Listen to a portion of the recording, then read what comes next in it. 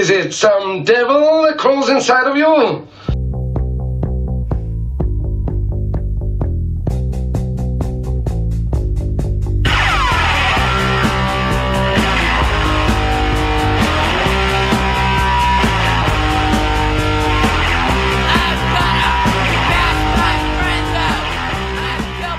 I like doing that because I did it with like the couple a natural bleed in. Yeah, I like that's, bleeding. I like it when you start the shows like that. You do too? Yeah, that's good. I like it. Well, folks, the person who hopefully likes all of it, the engineer. Ouch! Off to a great start. All right, everyone, welcome back to the Bad Etiquette podcast, the 1 year anniversary of this show. Oh my God, I hope my neighbors hate me as much as I fucking hate them. That ambulance was for an overdose, not a multiple murder suicide, unfortunately. God damn it. This is the Bad Etiquette Podcast. I am your host, Dallas Bronson. We are joined by the fucking man behind the curtain of this show. J-Lo. J-Lo. That's right. If you guys have ever heard me refer to J-Lo, and I'm not talking about an ass, I might be talking about this asshole. You are the man. You are the fucking thread that holds this show together. And if anyone's ever worried about this week's episode not coming out on time or whatever, you just blame it's not his. My fault. It's not my fault. It's not his It's your fault. It's my fault. Honestly, this month's been a fucking shit show for me. Yeah, what's going on, dude? I think the year started off horribly sick. That's right. I was super sick, and then I couldn't get a good episode in, and then what the fuck happened after that? And then also, you know what? I've just been so fucking addicted to going to jiu-jitsu at a certain time. Like, ooh, that's a problem. That's a real problem. It is. We got to work on that. Oh, yeah, I got to fucking stop working on myself like that. This is your first podcast. It is my first podcast. That's awesome. So how do you feel like talking on a mic and headphones and shit? Because it feels pretty good. I think I'm more ready than I thought I was going to be. You think you've had enough homework because you listen to so many, or I think I've had enough wine. You think you had enough wine? That's a good point. Yeah. What are we drinking right now? It's probably the cheapest, best wine you can get. How do you pronounce that? Beringer. Yeah, that's good enough. Beringer. Yep. It's Beringer. Founders Estate, Cab Sauv, California. What year? 2018. Ew. I feel like 2018 is like just a couple years ago now. How was your 2018? If you can remember that far. I don't know. This wine's pretty good, so I don't think I can.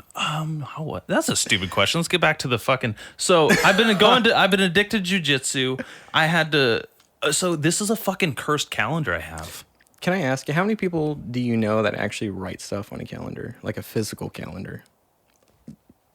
You're the first person I've met that actually has a freaking calendar in the room. Not only is it's a blank calendar, so I write in every day, every time, every number, every holiday, every name of the month, and it honestly everything I put on this fucking calendar doesn't happen. Everything you see had to be rescheduled or almost didn't happen. Why do you even do it then?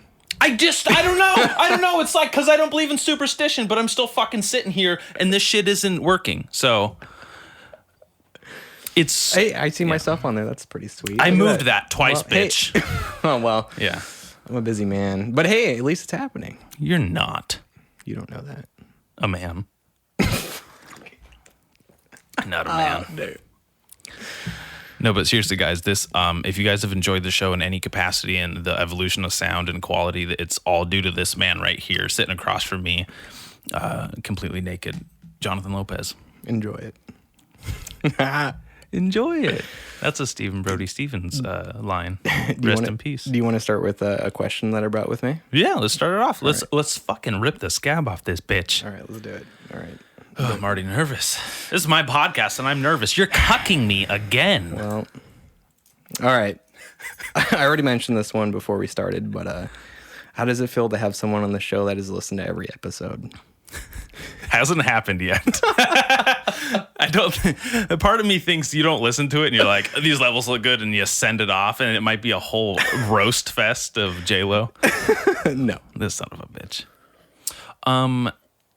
Honestly, first of all, I feel very proud. Second of all, I'm very interested in what headspace you're in Because the person who's listened to every episode has an idea of me that only exists in their head. And now I can't replicate it. I can't deny it. And I can't necessarily like destroy it. Like that is. You know what's funny?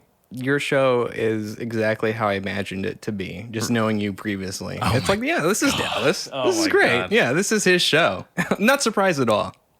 There could be no more flattering statement than that.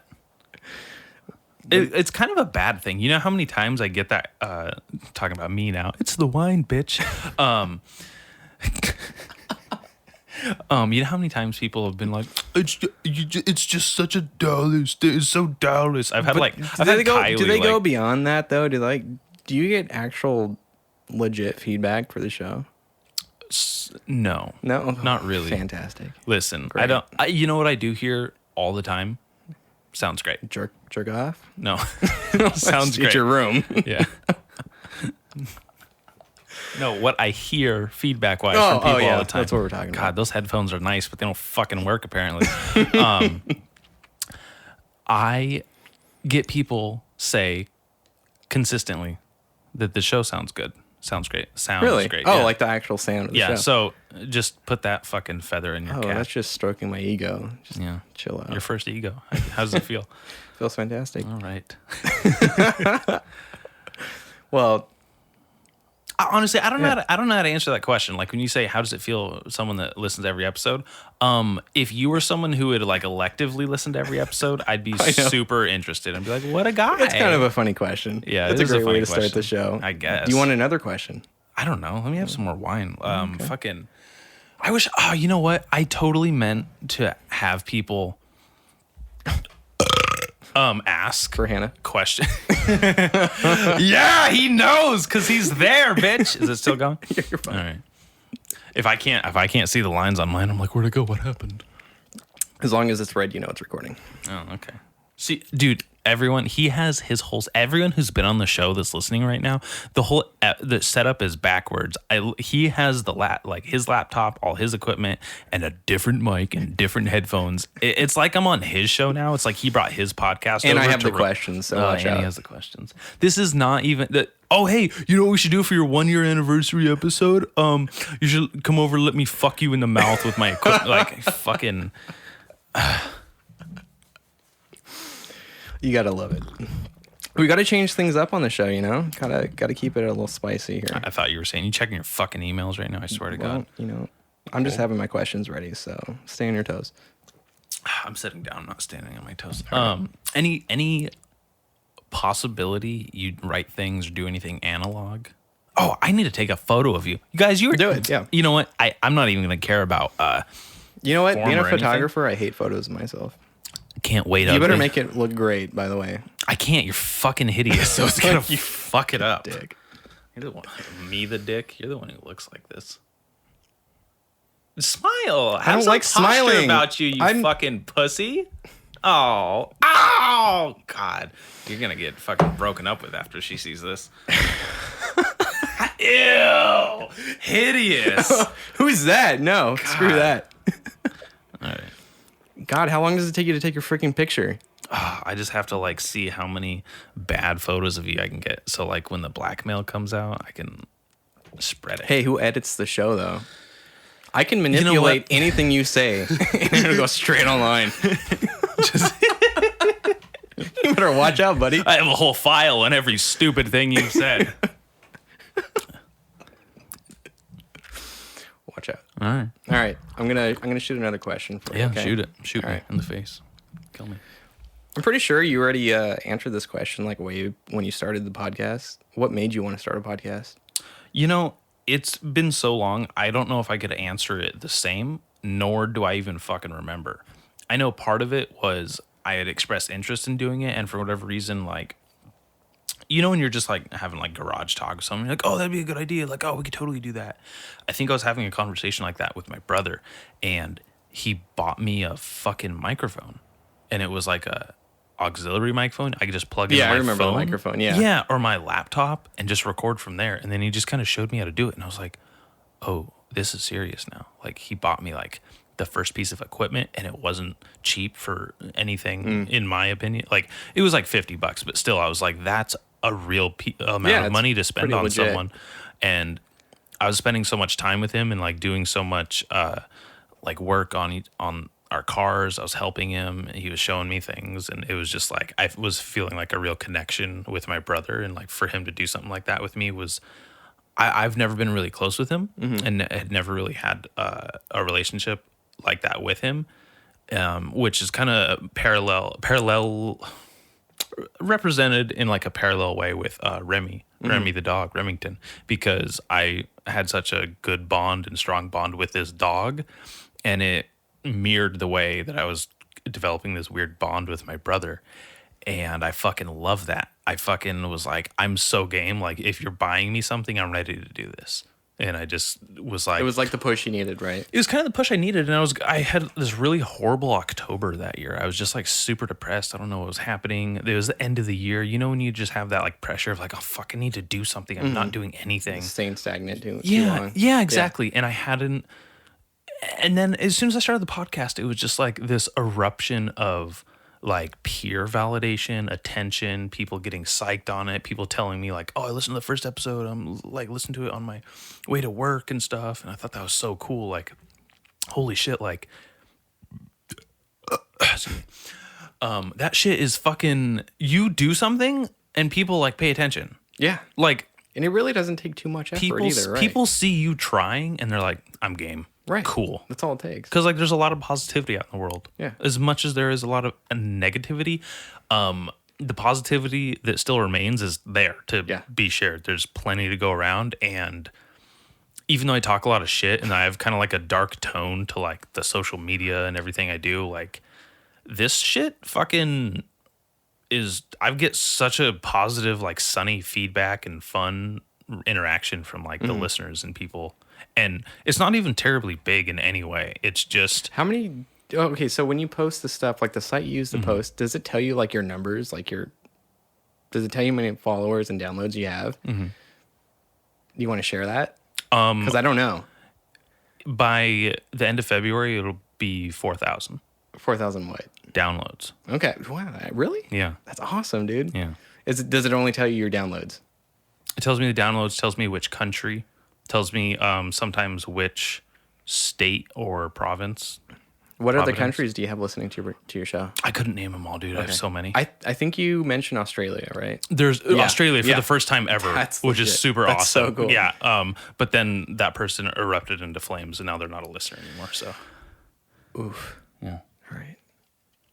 Perfect transition, actually. All right, you ready? Why are you such a flaming homosexual? All right. Is hosting a podcast everything you imagine it to be? I will tell you that there's a personal connection and a no, not yet. Not yet. Wasn't expecting that. No, not yet. I know. What did you think it was going to be like? If you can remember that far back. I don't know if I could remember that far back because this wine's so bad. I thought you By said bad, it was good. well, that it's so good it's bad. Like it's good, but it's also kind of like cat lady. I don't know what that means. Me neither. I forget. That's like that's an old Joe Rogan reference for like one of his like podcasts. I don't even want to go into that. Okay, another rabbit hole. Yeah, no, exactly, another rabbit hole. My fucking attention span's going bananas. Do you have a problem with that? Your attention span, Kind like, of, in general. kind of. I think as soon as alcohol's involved, it's out the fucking door. Are you like tipsy at all, or? Yeah. Really? I just woke up, asshole. I have nothing in my system. I woke up, invited you in. You're like, I'll be ready to drink wine. You fucking alcoholic. When did you wake up? A little before 7 this morning. That's what I got off work, bitch. Anyways, it's not everything I thought it would be. Whoa, wait. What? What were your expectations then? My expectations, I don't know if I could quote. I don't know if I could give you like a rundown of what it was. Just don't sound like an asshole. Apparently. Wait. What show do you think this is? Yeah, what I've been trying to say as soon as you ask the question. Yeah. I keep interrupting. Shut the fuck up. Exactly. I think I've been waiting to have a really deep personal interaction with someone. Oh, you're not going to get it here. and maybe next episode. And I've had some like deep moments, and I had one of my old coworkers from Starbucks say something about like, "Wow, Dallas, I didn't know you're so sensitive," on one of the shows. Really? And usually I should take that as an insult. Because I was like, I'm not sensitive. You're a pussy. What are you fucking, you know what are you trying to say? Yeah, all this like toxic masculinity, even though that's not real. That's not what Was masculinity do you is. remember what the specific episode was? It was me kind of eulogizing Matt after he had died. Okay, that was like one of the first episodes. Yeah, because right? he died before I started the podcast. That's right. I remember that. I was in the midst of it starting, and I was like, how do computers work? and then Matt died, and I was like, how do friendships work? I didn't fucking connect. I know you just went to the 1 year anniversary thing. How was that? Was it? Am I wrong? No, here it's right there on the calendar. That actually happened. How was that, man? I live in Napomo, so and I drive past the mural that's still there often. Yeah, the memorial thing. Mm-hmm. Yeah. What did you guys do? Everyone just kind of partied at the rec center. That's not there anymore. For those of you who don't know, in Napomo, California, we have there was a rec center, and one day, like, it had been shut down for years, and then one day, like 10 or 12 years ago, someone burned it down, so the building was gone, and then everyone used the foundation. Did you ever go to the? Yeah, me too. Yeah, I went to the rec center. I think I remember you going. It was so long ago. I remember your brother though. Yeah, everyone That's so remembers weird. him. Yeah. Well, because he skateboarded, at least kind of, and so did I. Well, because I remember him having like a Zero skateboard, and I was like, right. I we was had like, those skateboards forever, dude. Yeah, and I was like, that was dude, our brand to go to. Whenever we got skateboards, I was like, I want a Zero. It's skateboard. my favorite. I have some Zero. Are you serious? That's a Zero Tech Deck up there. That's one of my. That's my favorite brand of skateboard. Die hard, like to this day. I have Zero sticker on that fucking water bottle. Every time that we asked my dad for a new skateboard, we're just like, we're gonna go to the one-way shop in Santa Maria Mall when it was still there, and we're just like, we got to find the coolest graphic for a Zero skateboard. Which they were all fucking. They were cool. all sick, so you didn't have any problem. They're still all cool. Even though James Brockman retired and he had the coolest graphics, they're still cool. Yeah. I really like Tommy Sandoval's graphics too, by the way. But getting back to the point, the Matt Jam was awesome.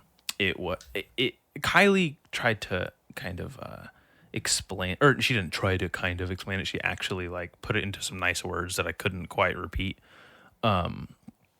But just seeing like the amount of friendship and connection, and like even though someone died, like, and there's some different people around, like there's cliques within your friendships. Like I have friendships that only exist in their bubbles with people, and I'm not gonna like blend those people necessarily. But there's just this big fucking friend orgy of rad people there. And it was like, I know so many of these people, and I also don't know so many of these people. And I had the most fun just skating with him. And it's so easy to just be like, fuck, I'm tired, or oh, this hurts, oh, I'm sweaty. And then look and see Matt Diaz Forever spray painted somewhere and go, fuck it, let's go skate some more. Let's go do this trick. Let's go get this in. Let's go fucking say hi to that friend. Let's go fucking shotgun a beer or something cool. You know, just like fucking do fun things. Yeah. And this past year, even though he died, has brought like, in the midst of him dying, I've found so much happiness in those friendships and the moments I've had with our friends since then. Right on, man. It's bittersweet. Yeah. It was also the first time I had actually went up to his mural, or his memorial rather. Really? And because I was like, I can't, dude. It's I'm like right there. Though, it's like, right when there. When you lose a friend, it's hard, and it's like I'm gonna just fucking melt down as soon as I get there, and I didn't. I held on for a long time. I mean, even and I was if standing you did, there, that's okay. It was night. I was standing there. I was with his brother. I was with a couple of his other friends. I was with Kylie, my friend Kuko, and Clara Cobb, and I was holding, and I was like, I wasn't feeling a whole lot, and I realized I wasn't letting myself feel anything, right? And I just kind of like kept it in, and the longer we were there, the harder and harder and harder it was getting. And I was like, dude, I'm going to fucking lose it right now. And my friend Kuko kind of put his arm around me, and I had to put my arm around him. And it was just like, we had to like hold each other up, and like, because we're both sitting there like gritting our teeth, trying not to cry, looking at this fucking memorial and all the stuff around it. And I took one of my buttons off of my sweatshirt my zipper hoodie that I specifically only wear because he used to wear the same kind of hoodies. It has like a little white trim up like in black. And I remember taking it off and going like this is why I wear this shit is because of you. And I met you like years ago as a kid, and I went and put one of my little punk buttons on his memorial. And I was like, Really? you idiot, Dallas, you're going to cry so hard right now. And I was like, fuck. Ugh, I'm going to cry right now talking about it, dude. My fucking arms feel funny. Goddamn wine. I wonder why, why it's like you're not supposed to cry during moments like that. Like no one said I couldn't. I was fucking... Exactly, but it's kind of like the thing where it's like you naturally feel like you can't let yourself get to that point. And I always felt like it's taboo. But yet it's like human nature to not let yourself be that vulnerable. And I've always thought it was that, it was just kind of interesting. Because there's nothing wrong with it. But yet it's kind of uncomfortable to show yourself like that. I don't know. I think because when I was a kid and kids were crying, I was like, God, this kid cries over everything or anything. Yeah. This kid is like, there's a stigma to it because Exactly. we do know that there's people that we grew up with that would cry over nothing. And we're like, you're fucking wasting it. You only get so many feelings and you're crying over nothing. Like, my friend's gonna die one day and that's what I need to cry. I can't be fucking letting it all out now over some fucking game I lost or something. Shit like that. So, like, when I think of kids crying and, like, I think of me being a child and interacting with them, I was like, how are you crying? You fucking pussy. You have no reason to cry. Well, you don't not even that know. I was like in a bullying situation, but I was sitting there and I was just like, this is not the time. Because it's such a powerful moment. To be that to that point, to just cry, it's got to be something. It's got to be something. Yeah. But even then, when it's the hardest thing, like losing somebody you love, it's still hard to cry. You find yourself. I hadn't cried around people. That's what makes it even harder. It's to show that I around hadn't people. shown it around anyone. Mm-hmm. I remember the morning it happened. Me and Kylie woke up and she had told me, and she said, Matt Diaz died. And I was like, Matt Diaz? And I was like, I only know one Matt Diaz. Like, that's one of those names that kind of sounds common, but I thought, and I was like, I only know one Matt Diaz. Mm-hmm. Matt Diaz died. That's, like, I was like, oh, fuck. Like, it was heavy, and there was a time delay. Yeah. And I was like, okay. I find there's usually a delay. Like, it takes a while for it to hit you. Like, just a few, it was like 20 minutes maybe. Because you can't really process it, right? It's so weird because I'm just like, even when like celebrities die, I'm like, what? So it's this strange relationship. There's that weird thing with like when you're close to it. The celebrity thing is a weird thing because there's some celebrities that you really connect to, even though you don't personally know them. But like, let's say that they die, you still feel it.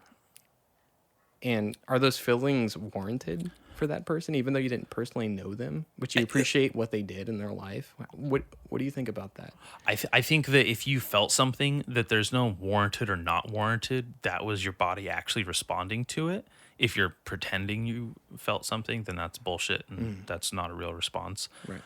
When people like Anthony Bourdain or like Kobe die, when you see those people die and they meant something to you, it's because one of the cast members of your life is gone now. Yeah. They don't get to come back on the show type of thing. Is just so gone much, like that. so much. And so just like Kobe passing, Matt was one of my like big characters in my life. Yeah. What he fulfilled this role and solidified such a, because there's so many people and you go through your life and you're like, they're like fucking background people, or they're just nobodies, or they're just like, I could do without them. But in no way was he any of those. He was absolutely Matt Diaz. I grew up going to school with him. He was like the epitome of cool to me. And it was so fucking hard to be like, God damn it. That's where I realized my ideas for so many things came from this person. And like my understanding of things came from someone. People don't realize that until those fucking people die. And that's the worst part too, is that you don't learn to appreciate that kind of thing in life until it's taken away from you. I had no idea I cared about Kobe till he died. And I was like, oh, damn it. And then I was immediately making jokes about it. It's a Bad Etiquette podcast. What can I say? Yeah. But I've also been kind of experimenting with the idea of limits and boundaries. What do you mean? Things aren't fun if you don't have boundaries. You know how some people will tell jokes about anything? Some people will be like, no, don't joke about that. Like, that shit's annoying, but also to have boundaries makes things so interesting. Okay. To, like, have boundaries is, like, really kind of invigorates a relationship. Stop, like, pissing in front of each other. Stop, like, getting undressed in front of each other. Like, just do one less thing so that way you're more excited next time. You know what I mean? Like, You know what I thought was interesting about the last episode we just released was What? the thing where you were saying that you're not really comfortable with like pissing side by side with another man in a urinal. I thought that was so funny. Really? I think Because it doesn't mean anything to me. Like, you could just go up and piss. I don't care. That's so weird. I don't care if they look at my dick. I don't care. Well, listen, you might have a fucking hog on you. That explains some things. I just thought it was so hilarious. Like You might have a so gets fucking the people. SMB7 Sure over there. Who knows? I'm gonna do you a favor real quick. Hold on. Yeah, You got your mic sideways. sideways. Yeah, it's like pointed. I've been using it that way this entire podcast. Oh god. By this podcast, I mean the whole show. Oh, Since I started using it's this. like pointed like this. a couple degrees off your mouth, and it's like pointed like up to the ceiling of the room. I can't wait for you to fucking teach me how to do this. I remember. Do you remember when I first started trying to help you with the show, and I got mad at you. there were a couple right episodes where it's like, why doesn't it sound as good as like when the last time I came over and set it up, and I was like, what's going on? And then it was something super super simple, like a super simple fix, and you were just like, God damn it. I remember it was because the inputs.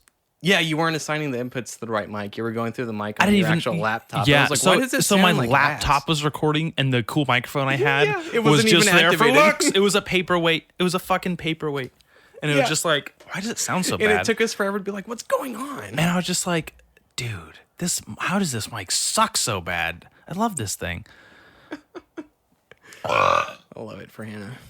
I don't even know Hannah, but I feel like I'm entitled to say that. You have to say that. That is Yeah. part of the. I used to tell guests. It's literally on my fucking briefing list. Fucking burps are for Hannah. Number 6. Hannah. Who is Hannah? I feel like I have some vague understanding of who Hannah is. I want to know. But who's Hannah? Like, she's never been on the show?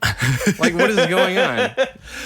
I want you to tell me your understanding of who Hannah is, and then I'll fill in the blanks. I just feel like I know you've mentioned that Hannah is like your second girlfriend. I think you mentioned that second to last episode I've heard. So obviously she means of some importance to you, but that's pretty much all I know. Just an acquaintance of yours. Who's Hannah? Let me know. Like, it started since the podcast has started. Who's Hannah? And when is she going to be on the show? I know she lives in LA or wherever. But it's okay. So the burps for Hannah Right. started after episode 8 in San Diego with my friends. that's right. Because there was the group session, the orgy, in San Diego, with the boys. My fucking homies Daniel Bax and Dane Freeze and Garrett Johnson, and I think that's all of them. Am I forgetting someone? I always forget one of them when I'm like thinking. I'm like, oh yeah, You jerk. I usually forget Garrett. He's the biggest. He has the Anyway. smallest dick though. God, dude. I don't know. How would you know that? I wouldn't. I don't think I've ever seen his penis actually. Garrett, send me a picture of your dick right now. If you're Garrett. listening to this, fucking Do pull it. over. Nothing to be ashamed of. Pull over in your cool truck and send me a picture of your dick. Also, he was there. I saw him at the Mat Jam and he just fucking left. I didn't even get to say bye. And I'm like, I don't think you understand how much I miss you, dude. Garrett, man, what's going on? Garrett Balls Johnson. Is that his middle name? Balls, yes. I mean, that's cool. Yeah, that's great. Hannah is Kylie's childhood friend from Tennessee. And she That's right. loves California. She's like more Californian than us by traditional standards. And she finally moved out here. And we actually reconnected, or they reconnected rather. And I met her in Tennessee a couple years ago when we took this road trip cross country. And then she finally moved out here. And they're just been best friends ever since. And I've been hanging out with them, also becoming like one of, my best friends. Yeah. And just kicking it in San Diego, doing fun shit, going to the beach, and she she used to have this cool boyfriend, but he dumped her. Wait, why is that funny? Because I like making fun of her for it. Oh, well. It's a total asshole thing, but we'll just be driving in the car down the 405 or something and be like, hey, Hannah, what Dallas? That's exactly how she's talking. What Dallas? Be like, remember when Nick dumped you? Dude, you're such a dick. I love Nick. Was it for the best? I don't know. Oh, I'm not gonna gonna comment on that until I have Nick on here. Okay. I think he lives in Utah right now. Well, I know. that's a long I shot. can't wait till we all move in together, and I'll be like, hey, by the way, Nick is coming over. For an episode. Yeah. Okay, already. You're gonna be on it too. So Yeah. I'm gonna tell him number 6 burps are for Hannah. So if you burp, you have to say for Hannah. Okay, wait. So why burps for Hannah though? Oh, where does that come from? Just in episode 8, she was burping a lot during fucking the episode. I don't know if it's episode 8, but it's yeah. Someone actually commented. I don't know this girl's name, but she has like runs some fucking meme page or something, being so Baller. dismissive. But she commented on one of my posts and said, "Great episode" or whatever, or "Good work, sounds good," but burp less or something, or stop or like something rude like that. And I was like, "Go listen to episode 8. It's a fucking inside joke, okay?" Like, just being playful. Do you ever get complaints from your neighbors? I've always wondered that. No. Really? No. Dude, I would be knocking at your door like, wait, what? Dude. Is your problem? Dude. Like, are you okay? Dude. Like, should I be worried? Dude. What? My neighbors are black. Oh, never mind. They're louder than I am. I can't. There's no. I've never been louder than. And I'm not saying that because black people are loud, but specifically, yeah, I know. Listen, Bad Etiquette podcast. What are we gonna say? it is bad etiquette, but I'm just kidding. But no, they're not all black, but not all my neighbors. I gotta dig myself out of this hole, but it's really hard. Good luck, man. It's hard because I have talked so much shit vaguely about neighbors, and it's not always about the neighbors on this side. Sometimes it's on that side, and sometimes it's across the way. I remember you talking about neighbors moving out. Which neighbors was that? That side. And you're glad they That moved, side. right? Yes. Dude, they lived here for 13 years, and I've lived here for 8 of those. It was hell. Why? I don't even want to go into it. Yeah, no, Let me that's start okay. by That's saying I've never gotten complaints from my neighbors because these people are worse neighbors. Their ethnicity is irrelevant, but they are loud and they're black. So I made a joke out of it. So bam, zoom, zam. That's how we do it. Also, apologies if people are actually offended by that, because by no means am I actually trying to be offensive there. But I swear I can hear some neighbors right now. Yeah, I know, but it could be any of them. It could be any, because I live in I live in townhomes. There's you know where you live. Yeah, it's the fucking ghetto, first of all. So there's just like vagrants of people and derelicts of people that like need to dig themselves out of the holes, like that joke I made earlier. I'm pretty sure we could just turn up one of these preamps all the way and just have a whole show of the conversation the neighbors are having outside right now. I don't want to hear it. I hear it enough. I hear it and I'm trying to sleep during the day. Like, because I'll be like in the middle of my sleep. It's about noon. All my neighbors are just waking up, assholes. Jerks. They're like, where's my crack? And those are the white neighbors. Oh, no. How long have you lived in Lompoc? Did you say Lompoc, dude? Lompoc. What's the difference? You have to take that shit out that I just said. It was horrible. Okay. Anyways, okay. How long have I lived in Lompoc? Yeah. Say it again. A Lompoc. A Lompoc. Why do you say it so funny? Well, because now I'm trying to pronounce it right. Lompoc. Or you can pronounce it like, what was it, that Fast and Furious movie? Lompoc? Lompoc? Yeah. Yeah. I thought that was funny. I know. That's what was great. That's what I have to explain to people. Like, oh, have you ever seen Fast and Furious? Like, hey, the throwaway line when he's like, oh, you did time 3 years in Lompoc. Remember that part? And they're like, no. I'm like, that's where I live. No, I don't know where it is still. I'm like, Google it. You know where Michael Jackson's cousin lives? Or sister? Fuck. I don't. Damn it. No. No. Who is it? We got to stop. I can get already pissed tell so you. bad. Oh, wow. You want to take a break? Yeah. All right. Here it comes, the PayPal you don't Here you fucking go. donate Yeah, to. Set her off. Hey, Bad Etiquette listener. If you're enjoying the show and would like to support the podcast, you can donate to our PayPal at paypal.me/baddallas.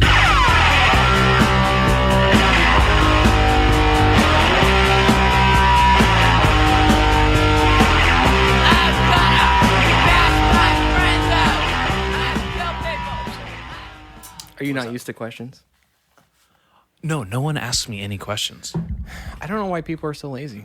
Well, I mean, when I think about it, when I was on my first podcast with Chris Lambert, I don't think I was asking him a ton of questions, and I even wrote a bunch down. I listened to that episode. You did? Were you nervous? At first, and I get don't. that. I remember everyone says that. I remember you just like easing into it. Like you were just like, okay, like this is cool. See, and I don't remember that at all because I immediately was just like, AC/DC, my mom was a stripper. Like, that's all I fucking remember. But yeah, a lot of people said I sounded nervous, and I was like, well, I was nervous. Yeah. And I don't get nervous like openly for a lot of things like that. So What makes you nervous? it was everything. It was for the first time I had to be responsible for everything I was about to say because it was all being recorded. And now you have your own show. And now I have my own show, and I'm completely irresponsible with the things I say, like you might have just heard. So it, fucking horrible. It's horrible. This fucking trajectory is just clunky. How long ago was that podcast with Chris Lambert? And then I want to go into having Chris Lambert on your show and what you think about that, because I've listened to his whole One thing at a first, bitch. Okay. I gotta be nice to you. You're like the fucking mastermind behind the show. Watch out. This thing would sound so bad without you. I gotta learn how to fucking do this shit. I gotta fucking edge you out somehow. There's no way. Like I came to this thing like just so everybody knows, I'm so prepared today that I don't think you're gonna get to me. No, I meant like edge you out of this fucking this whole operation. Just learn how to do everything on my own and just stop returning your texts and emails. You're an asshole. Well, my biggest fear is like, what if something happens to Jonathan? You know, that's true. I've thought about that too. I was like, what if something happens? Or like, what if? I think I have to pass on my knowledge to you. That was part of my like, when he's here, I have to really obtain some information as far as how to at least articulate an episode on my fucking laptop, my little Audacity setup.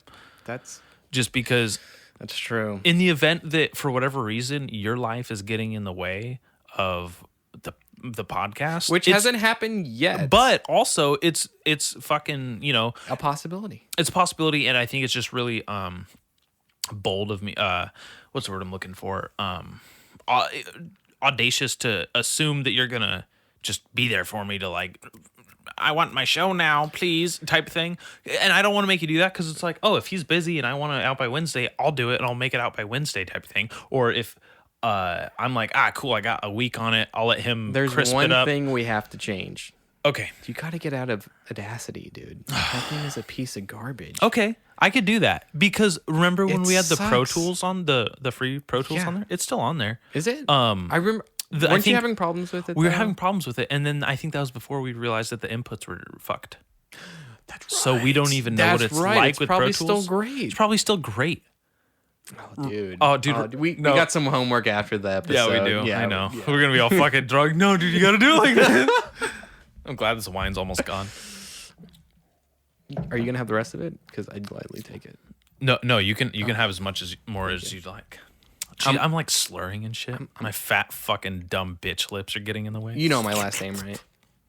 Lopez. I was pretty much bred to drink, so.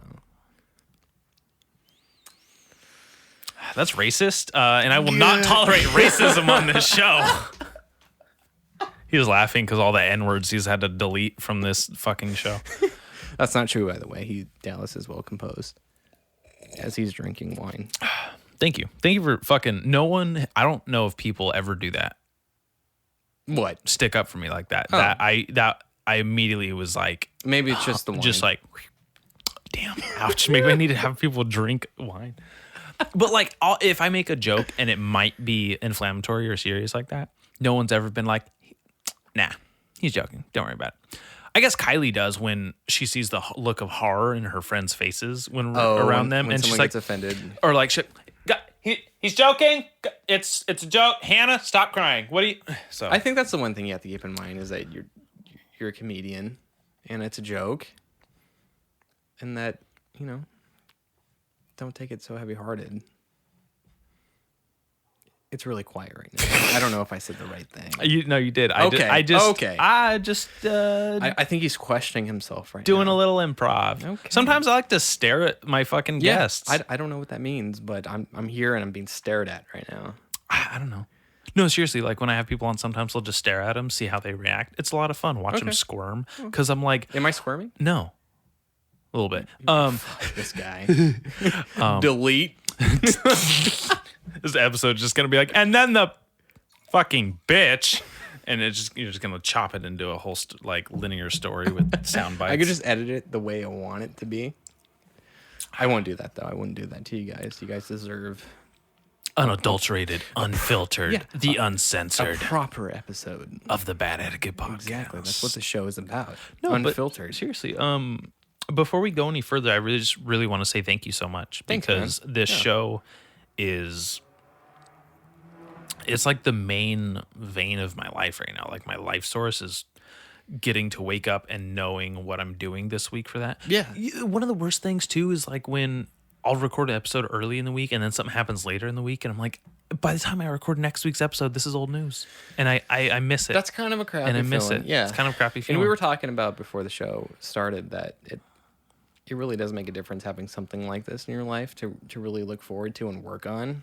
I think it really gets you going and keeps you on track.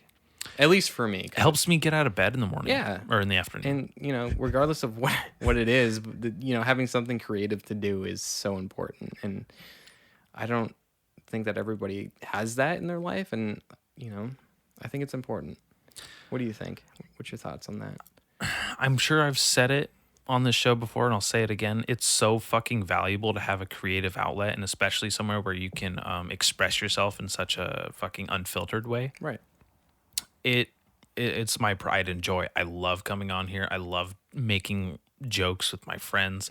Originally, the reason I wanted to start this was because, I fucking want to hang out with my friends. I don't get to see them enough. I just want to, if I just invite them over with like the pretense of a podcast, maybe we'll get to hang out, fucking smoke a joint and like kick it and like have a drink and like say dumb dick jokes. Yeah. And that's why like the first couple episodes, like were kind of like that. It was just like, and my how friend cool is it to have that experience so cemented into something that'll last forever, like a recording? I know.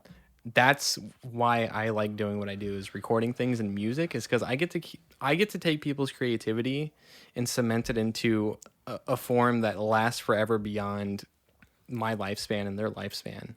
I think that's so important to me. I think you're going to be really interested in the recording I'm going to make with this guy's grandmother. Yeah, that's right. You were talking about that. I don't know how it's going to happen, if I'm going to release it through this platform or what, but you guys just have to wait and find out. And if you never find out, you can always just DM me. I'll give you a little background info. Right. Nothing too personal. Are you looking forward to that?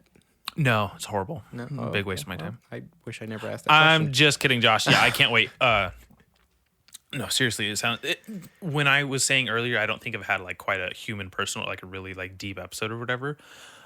This could be this is exactly kind of the shit that, like when he said it, I was like, yes, this is what I've been looking to do. I've been wanting to have my family members on this before and have like a real heart to heart with them. Have you not had a family member on this yet? No, I don't think so. And why?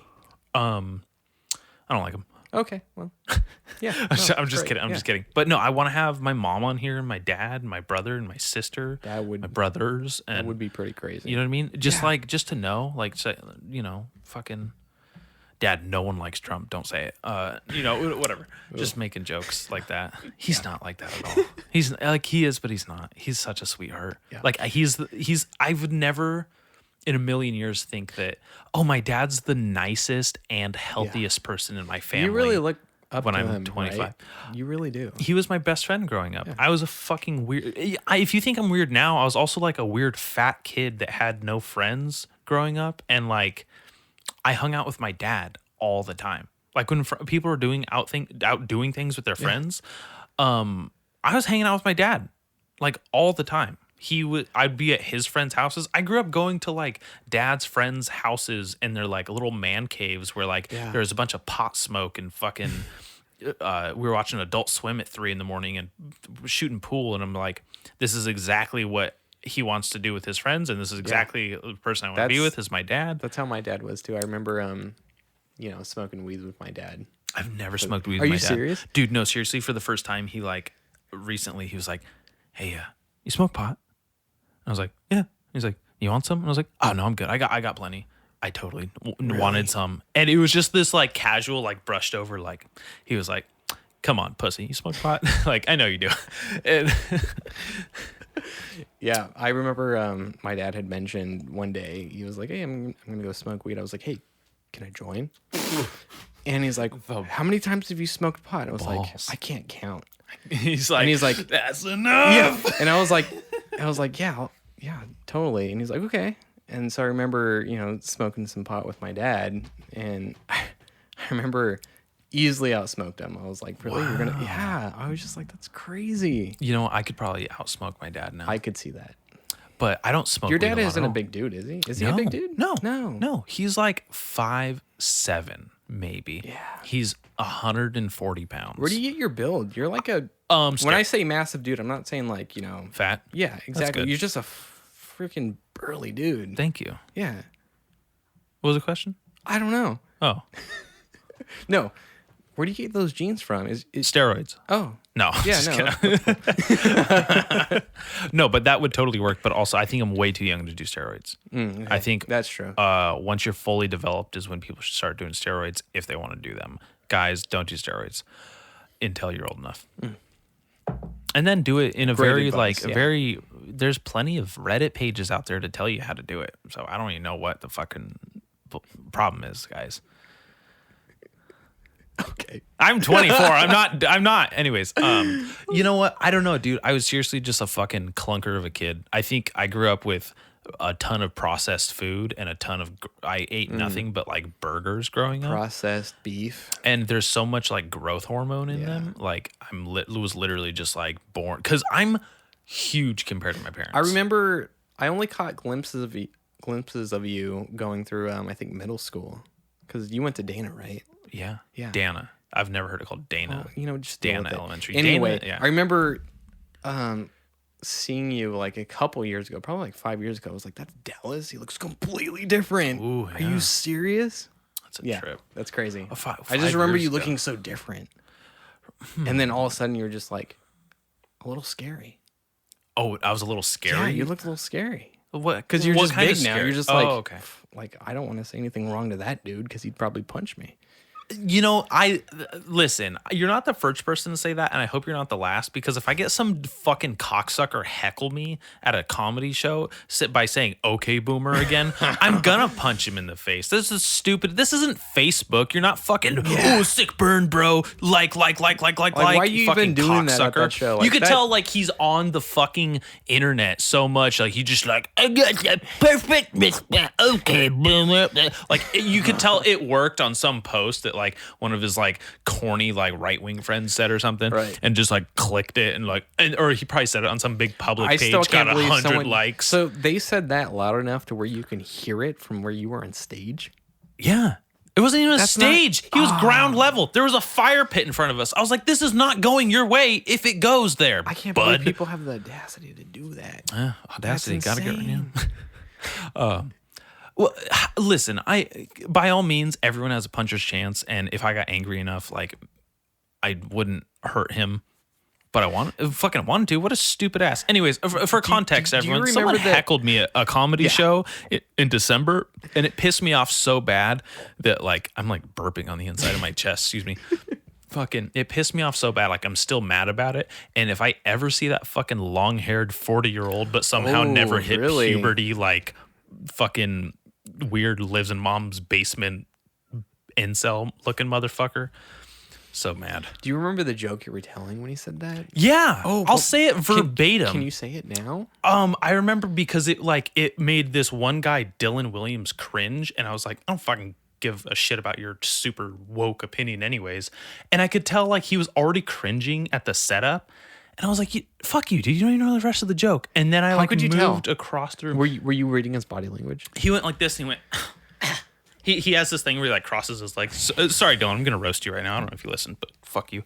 And he just says this thing where he crosses his legs, and he just went ugh, and he has these giant hands, and he goes, ugh. I wish you could see Dallas right now. It's freaking great. I guess he went with his giant wingspan hands, and they like gripped the bridge of his nose, and he like squinted, and he had his like crossed legs and his like arm under here, and he went, ah. And I was just like, I know, because I've known him for years, and I know exactly when I say something what that reaction means, and I'm like, you don't even know the rest of the joke, bitch. So I said, if trans kids existed, like if they're out there, like I'm totally fine. I'm not gonna be mad at them. If my kid was trans, I'd totally accept them.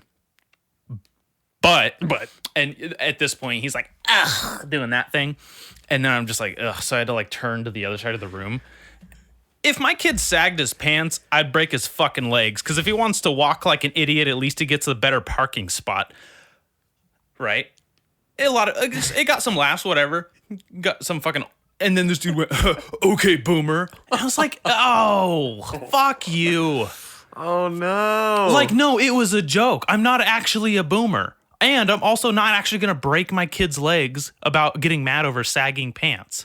But I can break your legs, dude. Are you kidding? Oh, no. Stupid fuck. Hate this fucking guy.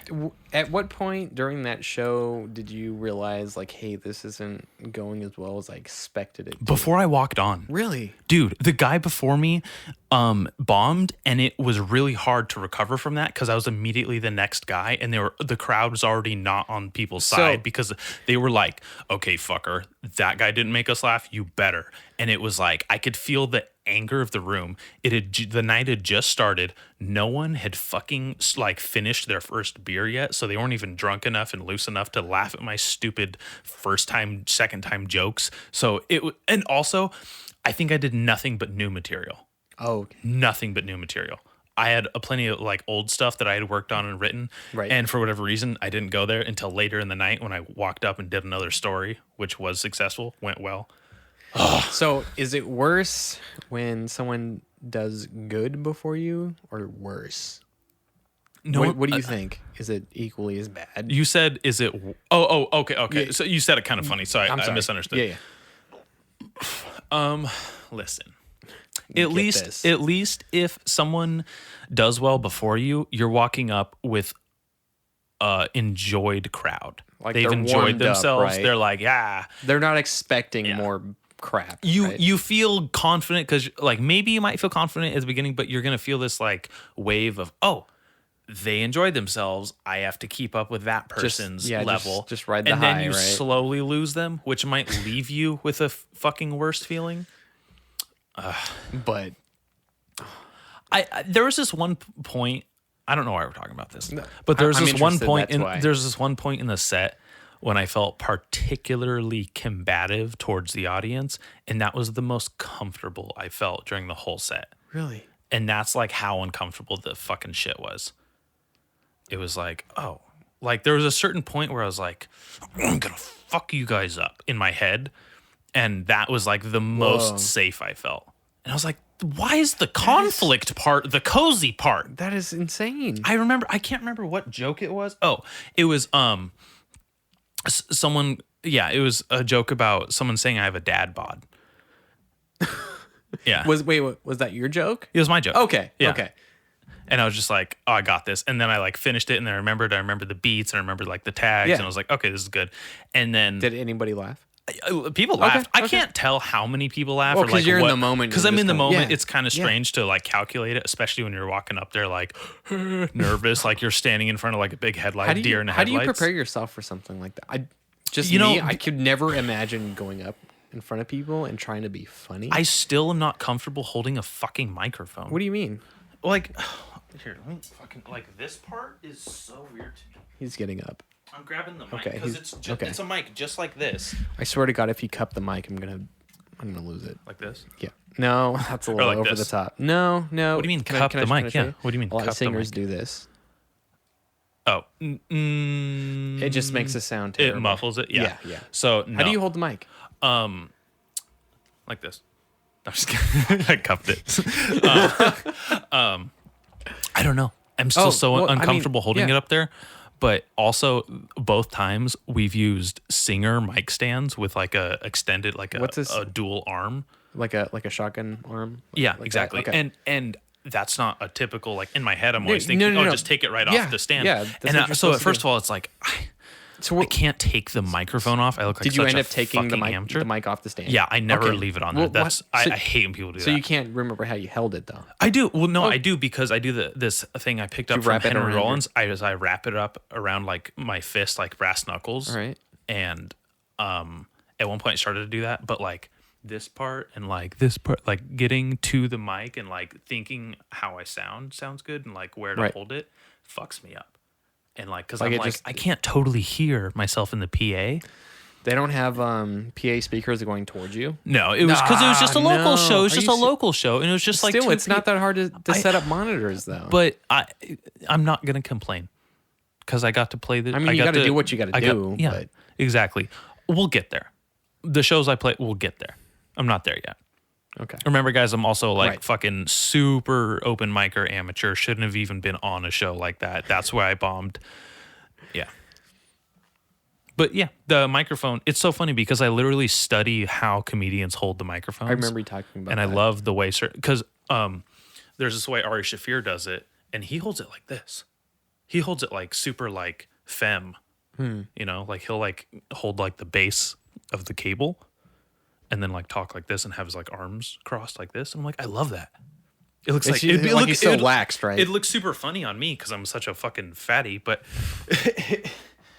I don't know. Check your phone. Why is it fucking lighting up? Turn it over. You're stressing me Okay, out. well, I'm sorry. I know this is a I bad coulda- etiquette podcast, which is only appropriate sometimes. Well, okay, I'll ask you another question, okay? Yeah, I'd love to. All right. Nah, I got to pee again. Sorry. Do you want to? No, go ahead. Okay. You should have seen the fucking look on this guy's face right now. I was like, really? He was like, Because, I mean, I kind of have to pee. we could cross streams. Anyway, okay, here's question 4. What does it feel like having a platform where anyone can listen to your thoughts and ideas / shit talking? Sometimes I feel like I'm too introverted to have something like a podcast. Is this something you had to get used to? Well, as anyone that's a longtime listener knows, it absolutely is something I had to get used to. Right. Because the first episode to the 51st episode, super strange transformation. It doesn't even sound like the same person. Doesn't even sound like the same show, thanks to you. And part of me is nervous because I think, what if someone that means a lot to me listens to this one day? And I don't mean like personally, but I mean like influentially. Is that a word? No, yeah. Influentially? Might as well. What It's the a bad etiquette hell podcast. was that? Who cares? Who but cares? okay, it may be the bad etiquette podcast, but I also know how to spell etiquette. Okay, I'm using words that exist for the most part. You know why it's called the bad etiquette podcast? Okay, why because is I was that? obsessed with fucking good etiquette, doing everything, and I was like, nah, that's bad etiquette. screw it, I right? wouldn't do that. Yeah. That's bad etiquette. And I asked Kylie, and I was like, hey, like, what do you think of this name? And she's like, oh my God, that's perfect, you fat-headed piece of shit. Because all you care about is etiquette. You looked up etiquette on how to paint when we were painting a house one time. Are you serious? Yeah. No. Yeah, I'm a piece of shit. Really? Yeah. As soon as I learned what the word etiquette was, I was like, oh my God, I at least want to, like, enough to get by. Like when I'm talking to someone about sports, I want to know enough to get by. If I'm going to the bowling alley or if I'm going to jujitsu, like even though I'm a white belt, I want to know enough to like get by See, okay, over the everyone. different- You know what I mean? I don't care if I come off like ignorant. Like if I don't know something, that's okay. You're I don't- excited to learn? Yeah. That's good. Yeah, there's no problem with. I don't feel like I have to prepare myself to, know things if I'm going to be in a group where I have to know that etiquette. I'm you know what I mean? I do. I think it's the biggest fear is being stupid or being called stupid or people thinking I'm stupid. I mean, you don't know until you know, I though. think that was like one of my like biggest insecurities growing up. And that makes sense. Like the other week, someone said something really stupid in jujitsu, and I was just like, "Oh my fucking God, I'm glad that wasn't me." Like it was just something silly. Just it was literally like no one was like, "Oh no, that's not right." But in my head, I was like, if I said that, I would be hanging myself with my own belt right now. See, my biggest thing is when people throw out references, there's a 90% chance I have no idea what you're talking about. That's one of my biggest things is like, I hope you don't throw out a reference because I'm not going to know what you're talking about. See, and I listen, going back to what you said about willing to appear ignorant, right. I have no problem because I'm embracing the fact that I am learning something new, and I'm excited because next time I'm going to show you how much I've learned. Right. Next time this shit comes up. And so when people do throw out references, I love, like, I know I'm a nerdy, pretentious asshole when I'm like watching movies or TV shows and I laugh and everyone else doesn't. And I'm like, why do you know all this extra dumb shit for little fucking, this little like fan servicey bullshit or this little like wink at the audience that only one asshole gets. I'm like, why am I that piece of shit? So I'm always afraid. It's this weird balance of like, do you want to be a pretentious asshole or do you want to be a dumb asshole? And I'm like, I'm a little bit of both. So I don't know if that answers your question, sufficiently, but that's how I feel. It does. So like, I remember the first solo episodes of the podcast. You can tell that you were still trying to figure out yourself. And then I listened to the recent solo episodes. It's completely different. Yeah? Yeah. At least I noticed. You're That's more good. comfortable. I'm glad you noticed. Yeah. Do you feel the same? Yeah, no, I feel like I can sit here, do a whole solo episode, no problem. Yeah. Like when I want to do a solo episode, I go, oh shit, the clock's ticking. Let's sit down, crank it out, and then I'll go get ready for the day. Like it's super easy to do that transition now. And like I said earlier, I'm a little, like the solo episodes are a little like scatterbrained. Mm-hmm. I'm all over the place. I like the energy that provides, and I like that's how the show is. It's really different. Yeah. It's totally different than a guest episode. Because like, and I could tell by the number of downloads. I know what you guys like the guest episodes more. Excuse me. God damn it. Sorry, I bumped.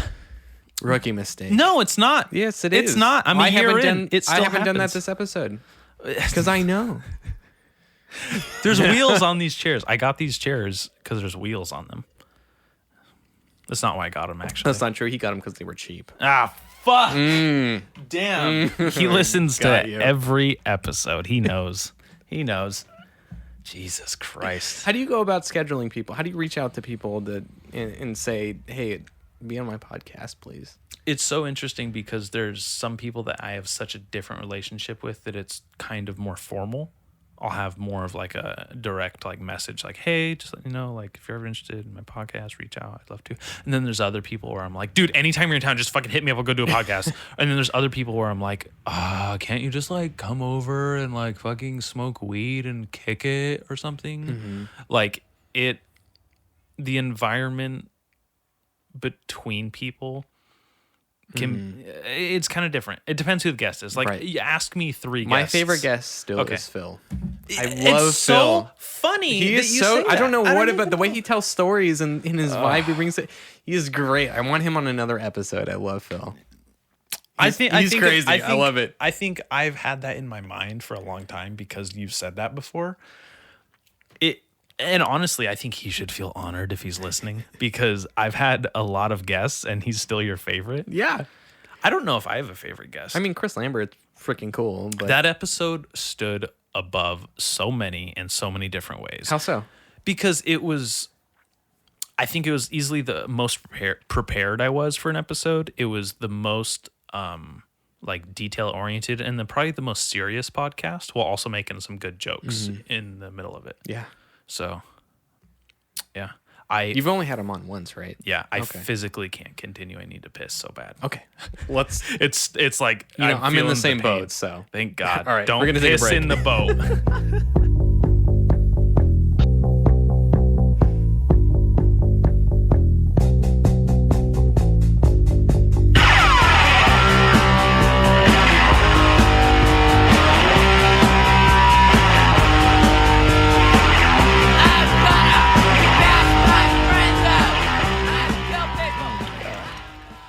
So Dallas just spent the last 5 minutes puking because he had one glass of wine.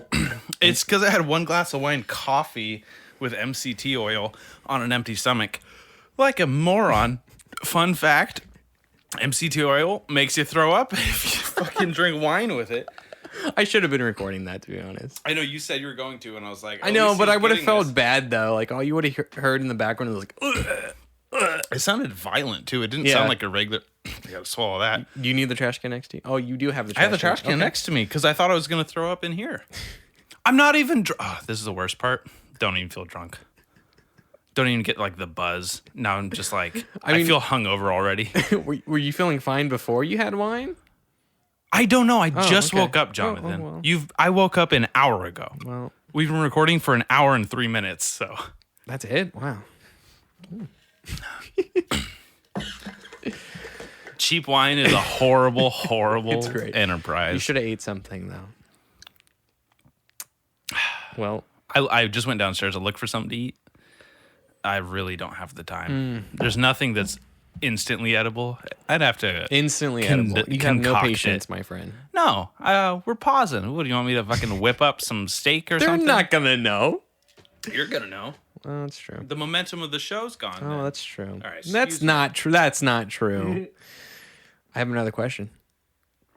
He's drinking water like a bitch. I'm glad I got a fucking 2-gallon thing of water. That's only half a gallon. Is it really? You don't know liters. You don't know ounces, bitch. You said it was 64 ounces, which is less than 2 liters. I have no So idea. obviously you don't know ounces either. I don't know how many ounces it actually is. So, doesn't matter. Bitch. Fuck. I'm not usually such a bully, but Jonathan's really testing me with his shitty wine. I'm really Just digging made it me out. Throw up. Yep. All right, you ready? Yeah, I secretly think you're here to sabotage me no I matter kind of what am. we're doing. Like I'm trying to put you out of your comfort zone. Is it working? I already have you puking. yeah. So This would be a fun torture, like, experiment. oh, for Hannah. I know. Yeah, that throw up for Jonathan. Okay, here's the next question. How do you see the podcast growing this year, if at all? Ooh. I think this last episode. Oh God. Can't even make it through an episode without throwing up and fucking pile. How do I see it growing this Yeah. year? It doesn't have to be like a major growth, but you know what I mean. Yeah. He's stumped, guys. He hasn't thought this. this No, through. no, you're cutting me off, and I'm actually trying to articulate something. He's trying really hard. Beavis discovers a growth in his pants. Dallas discovers a growth in his podcast. So I really think that the what? What was that? Hello? Hi, Mom.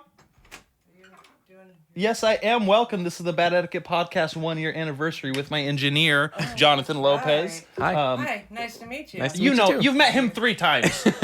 And Remy wasn't here to chew his face off this time. He doesn't like me for Oh. some reason. I know, that's weird. I don't know. What, He's just weird. yeah, He barks at everybody now. it's everybody, right? No. Okay. Sorry, Mom. Well, okay. Let's back up Everybody there. he's not real familiar with, he does. Yeah, I'm not over But then often, he's so around a bunch of kids all the time now. So. right. Too much information. They're going to locate us, and that could harm us. That's bad. Too much Kids in background. this house outside of you. Ooh, I'm Oh. still a kid. I still live with Mom. That's right. Thanks, You Mom. just got put in your Yeah. place. No, this is my place. I love this room. I'm going to cry when I leave it. I'm gonna be gone. You know right? what? The Is that neck. ever gonna happen? Yeah. Ouch. We're getting there. Go away, Mom. I love you. Anyways, yeah, me and Kylie are thinking about moving in July. Really? August? Yeah. Tell me about it. I mean, Let me how- finish the question up first. okay. The answer What were we because talking about? you were asking about the growth of the That's podcast right, this that's year, and I sincerely think that video is she still going? I think so. Yeah.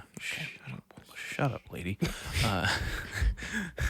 Say it quiet so Mom can't hear. You know when you're like Mom leaves the room and you're a kid and you're like, fucking bitch. Shut up. What? Not me. No, I said I have an itch.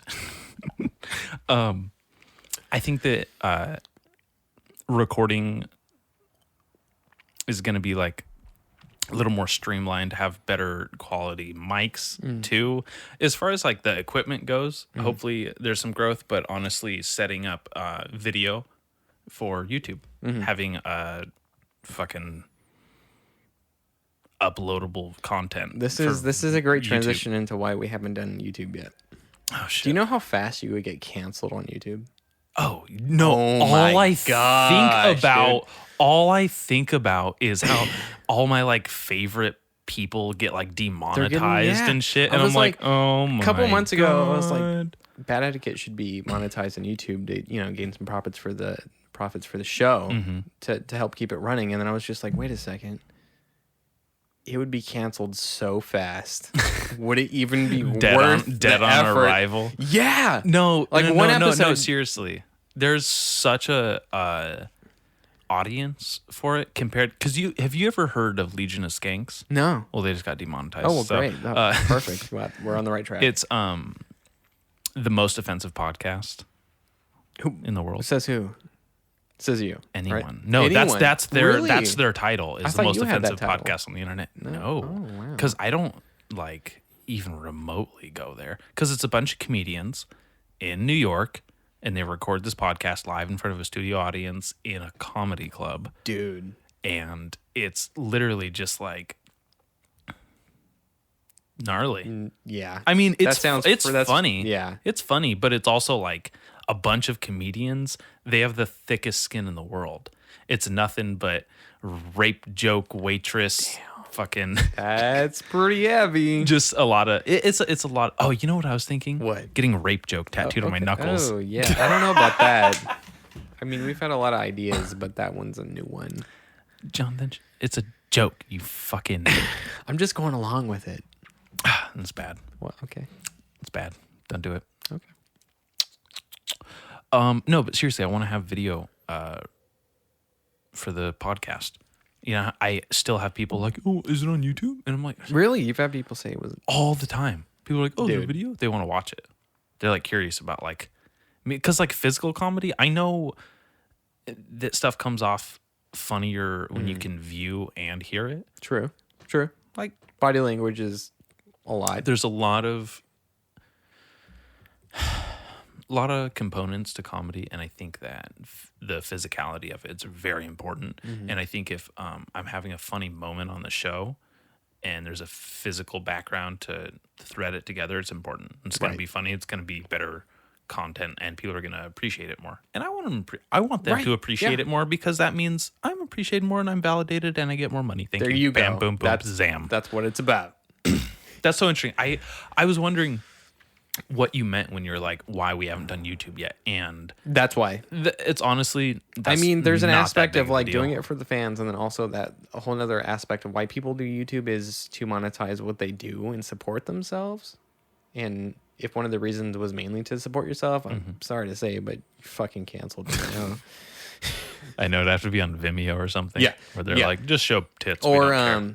you're on Patreon, right? No, You're not on Patreon. I'm not, but specifically for that same reason. Because, mean? well, they had kicked off someone and I didn't approve. You can get kicked off Patreon. Yeah. It was someone who said the N-word, which pretty you know, steep there, but yeah. they said white N-word or something like that. And they were Okay. talking about, I don't know. Anyways, it was just something silly. Right. But they silly, you know, the N-word, silly stuff. Excuse me. Speaking out of line here. Right. They had demonetized someone, and a lot of people were like, no, like this is their platform for free speech. They're not racist. They weren't saying it in some hateful way. Right. It was I don't know, some bullshit. And I was just like, fucking damn, you just get demonetized for like shit like that, and that's literally their source of income, and they lose like thousands of taken like that, dollars. right? Like, oh fuck, I don't even want to risk it. That was I my mean, thought. Or I was like, I'm not even gonna go there. I don't think your show is that level offensive. I think you have a chance, but I think for YouTube wise, YouTube is pretty. fucking dictator. Yeah, It's YouTube is weird. pretty I had rough, no dude. like today's Even people that don't make anywhere close to offensive content, they're still struggling. and it's weird when you get shadow banned. Yeah. What the What's hell with is that about? That's so weird. I can't believe I can search a video title word for word, letter for letter, and not find it. Yeah, because they just I know put it it exists. down low. They And- don't want and you just, to find it. They just bury it. oh, it's the algorithm. No, it's not. You know how have you been seeing like the fucking shit come out about like the board meetings and recordings they have? No, Oh, no. God, I don't even want to get into it because I'm not composed enough to articulate it, and I apologize to the listeners and the guest here. But who knows? Good. Yeah, see that I do that shit all the time. That's what I'm talking about when as far as the feedback with the arms goes. You know why? Why? Because you have them strapped to your table. I didn't do that. I couldn't. They wouldn't fit on the table. Okay, where would you put the arms? I would put them on a separate stand not connected to the table. But I might as well just use the other stands. Yeah, exactly. Well, I wanted the arms, bitch. Well, we have to make sacrifices here on this podcast. Fucking apparently. All right, bitch, you get another question. All right, Ken. You deserve it. Let's go. You better be ready. I'm prepared. No, yeah, but in 2020 we're gonna have video at some point, and I want to. You have two iPhones. You have no excuses. Come on, you serious? Yeah, go ahead. Anyway, do you want a massive following for your podcast? So massive. Right. Why? Well, I mean, regardless of the obvious reasons. Why would you want a massive following? I don't know. I don't. If you did, why do you think? Because I want the attention. You want the attention? But I don't. The attention is the last thing. I know want. you don't, bitch. I want you to answer the fucking question. No, I think Hypothetical. having a massive following to me equals success. And I think success, at least to me, is important, even if it's not the traditional manner of success. I still think it's important. And having a podcast and having people back what you do, I think that's important. And I think you gain that in numbers. Yeah. What do you think?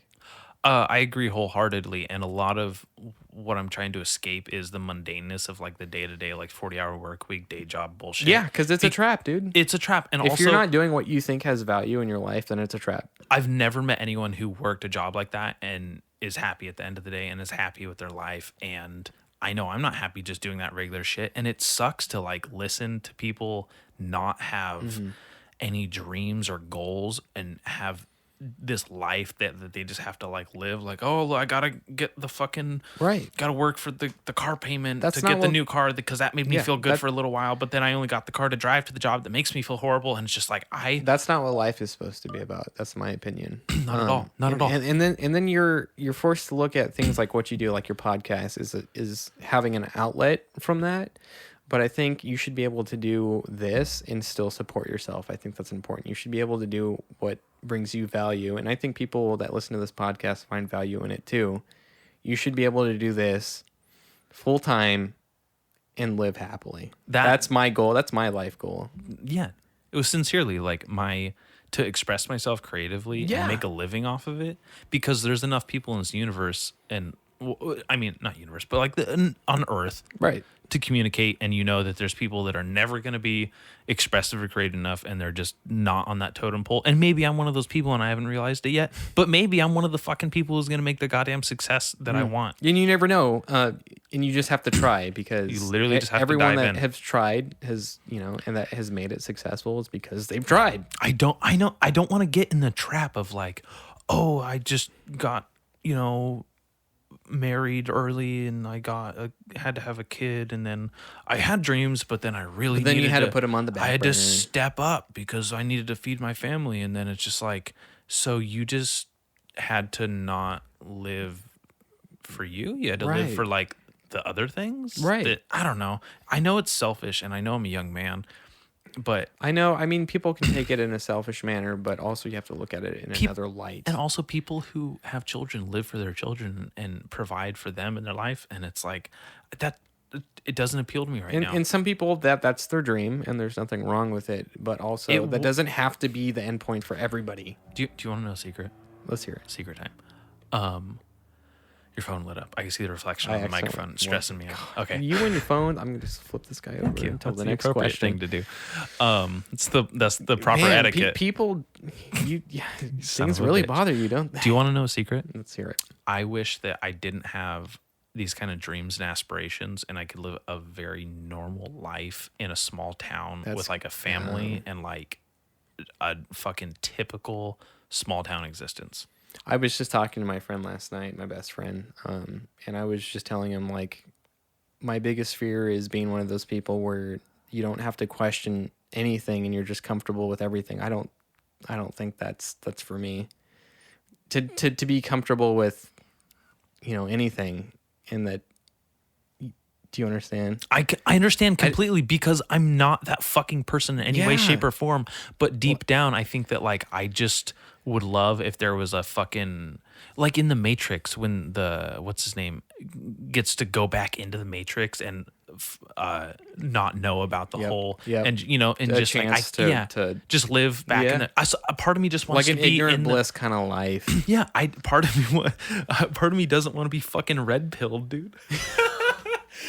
Which one? I don't even remember which I one. can't remember either, but I know what you're saying. Yeah, part of me just wants to be back in the Matrix and not feel like any amount of like wokeness bullshit or fucking. I don't know. I feel like that's such a big trade-off to not question anything. And you're right, but also everything that makes me think I don't give a fuck about humanity, fuck them all, is the shit that is the like woke shit. You know what I mean? When it's all the ignorant stuff, all the blissful ignorant stuff. Oh, beautiful. I don't know anything. I don't want to know anything. There's definitely people that go through life and they just don't question anything and they're just living so blissfully. There's so many of us. Those are just like statistical inevitabilities. Yeah. But something about that just doesn't rub me right, though. Well, listen. Think about it this way. If they weren't there doing that, you'd have to be doing that job at some point, right? That's true. You'd have to be a part of the village cleaning the gutters in the village. You know what I mean? Like you like, mentioned oh, that shit. kind of thing on the podcast before, too. I have because it's a kind of a really depressing reality, and it's also a very arrogant idea, but it's something that I still have, and I know people that I still love and respect have. Where it's and it sucks because it's kind of dehumanizing, and I'm not about that all the time necessarily. But I don't want to look at someone and just see like a custodian. I don't want to look at someone and just see a gas station attendant. But sometimes I'm like, thank God this cunt's doing it because I don't want to fucking work here and do that. I have a podcast. I say important things. I make dick jokes. I throw up after one glass of wine. God. So, you know what I mean? I swear it was only I still live with wine, my too. mom. It wasn't even a whole glass of wine because it was like a little glass of wine and they like refilled the little bit. Just you still sound like a bitch, though. I'm fine. I haven't drank since last weekend, so Really? I slowed the What do you drinking usually down drink? so much. Whiskey. Whiskey, okay. Whiskey is good. Oh, I said scotch when I messaged you. Scotch sounded good. I used to have a bottle of scotch right here, and I just have a little bit all the time. I remember you took that break, what was it, like during October or something? It was sober October, but then I had a bad night in November, so I went all through November and December, and then I think I drank for the first time in January on maybe 2 weeks ago, maybe 2 or 3 weeks ago, like fairly recent. How do you feel about slowing it down? Super good. Yeah. So much so that just me drinking last weekend, I was like, I'm good for the rest of the month. But then you were like, oh, I'm going to go out on wine. I was like, fuck it. It's my 1 year anniversary of my podcast. This is actually something to celebrate and be proud of. And also, I threw up. So that was awesome and then funny. I used to be the puke guy in my friends. No way. I used to just throw up. I didn't start drinking until I was like 18. I don't like throwing up. I try my hardest not to puke. I used to just throw up all the time. Like we just run somewhere and I'd throw up enough. You know No what I mean? way. Or like this one time, we skated from the Lopez skate park all the way to Taco Bell, all the way to Carl's Jr. And I had like eaten something from in between one of those places and just threw it all up on the front of the Carl's Jr. lawn. I used to be the puke guy. Oh, no. We went back to the skate park. That's right. We skated from Taco Bell, Carl's Jr. to the skate park, and I threw up in front of the skate park, and I'm like laying down in this puddle of puke. And it was just like, I grew up watching Dustin Dolan, Ali Boulala, fucking Steve-O, Bam Margera, like all these people who just threw up. So I was just like, That was my favorite I show can growing up. make Viva La Bam. myself. Did you ever watch that? Yeah, I have it on DVD around here somewhere. That show, dude. Fucking awesome. I used to be so into skateboarding. Dude, I I don't know what hate when happened. people say that. Because I don't understand. For the longest time, like my biggest ambition was to be a skateboarder. Well, you could be a skateboarder I know I right could. now. I'm a skateboarder. Nothing special about it. But I wanted to be a pro skateboarder. Yeah. Never happened. Also, I kept getting hurt. And to be honest, there was nothing around. You know what? It's white privilege. Let's hear it. Kids good at skateboarding. I've never met someone that is white and good at skateboarding and had a bad upbringing where like they didn't have access to like new skate shoes or like a skateboard when they needed it ever. Like it's kind of like adversely, I've never met like how do I connect the dots here? Mexicans are good boxers. They go through a lot of hardship and they have to fight to make this money and to like get out of the world they live in Mexico, and that's why there's so many fucking hardcore, gnarly, awesome Mexican boxers. Like when you think of boxers, you think of Mexicans and how badass they are at it. Period. Damn. You know what I think? Yeah. When you think of skateboarders, you think of how good the Brazilians are. When you think of jiu-jitsu, also Brazilians. That's where it came from. Different. Who'd you look up to, skateboarding wise, growing up? I don't know if I have enough time to name them all. Oh. But like For me, it was always Rodney Mullen. I Well, just yeah. loved his skateboarding. Everyone. I think that is, with all due respect, very entry level. And I think that everyone looked up to Rodney Mullen because he invented every trick on the ground. I didn't even know that. Like he invented the flat ground ollie, the kick flip, backside flip, tray flip, hard flip, impossible. Anything you can do with a skateboard on the ground, he invented. I don't think there's very many tricks that people can do on the ground today that he didn't invent. See, I remember watching. I bet you $100 you couldn't name one. I remember least watching you. his skate videos and just like the way he just street skated. I was just like, I don't see people skating like this, like he does. He wasn't a street skateboarder. Really? He was a freestyle skateboarder, and he did all these tricks on flat. And then the transition to street skateboarding happened in the 90s because it used to be vert and then freestyle, street style. And freestyle kind of really, really died. No one does that freestyle stuff, which is just flat ground with your skateboard by yourself doing his trippy shit. He had to transition into street skateboarding, and actually, I can't remember the name of the video, but it was a Plan B video. It was the first time anyone saw him like skate real street, like doing picnic benches and ledges and stairs and rails and stuff like that. And he had to adapt to how he skated to this stuff. And then he had this video come out. It wasn't round one. I think it was round two. I might have it down here, but it was round two. It was Rodney versus Daywan, and Rodney had this amazing part where he did flip tricks in and out of grinds on benches and ledges and stuff in a crazy way that I'd never seen people do. A lot of people had never seen it do it, but I grew up like I watched a video and I went, "Oh, that's how people skate." But that was like the first time people were really flipping out of stuff like that, Right, in this okay. insane way, and it just didn't make sense to me that like that had just happened. So when you say like he skates the way he skates, it doesn't necessarily make sense to a lot of people to this day. That makes sense. You want to know something even crazier? Let's hear it. Rodney Mullen injured his leg from years of skateboarding, like his hip flexors or whatever, had to like stick his leg in a wheel well and tear it off, and there's all this scar tissue and calcium buildup, and he had to physically tear it.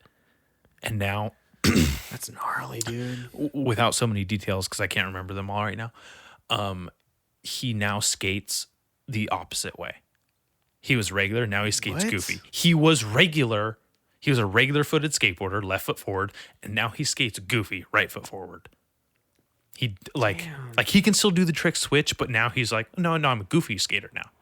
Just No 'cause of one does that. right? No one does. Imagine if Mark McGuire, I don't know what way he hits, but imagine if he was left his whole career and then he's like, oh, I'm just right. I hit right now. Just to change like that. Just change to the opposite and just as good. Man, you gotta love Just skateboarding as good. to do that. Well, he invented all the fucking shit we do. Excuse me, Hannah. That's not. Yeah, Hannah. So That's gnarly, dude. I didn't yeah, know that. but That's crazy. Rodney Mullen was absolutely one. I think Rodney Mullen is so important that young skateboarders watch Rodney Mullen because it teaches you how to skate alone. That makes sense. So much of me skating alone and so much of this kid, Jay Adams, which is really funny. Jay Adams and Jason Adams are both pro skateboarders. Jay Adams passed away. He was from Lord's Dogtown. Everyone knows that. And then Jason Adams is this really great guy from Black Label Skateboards.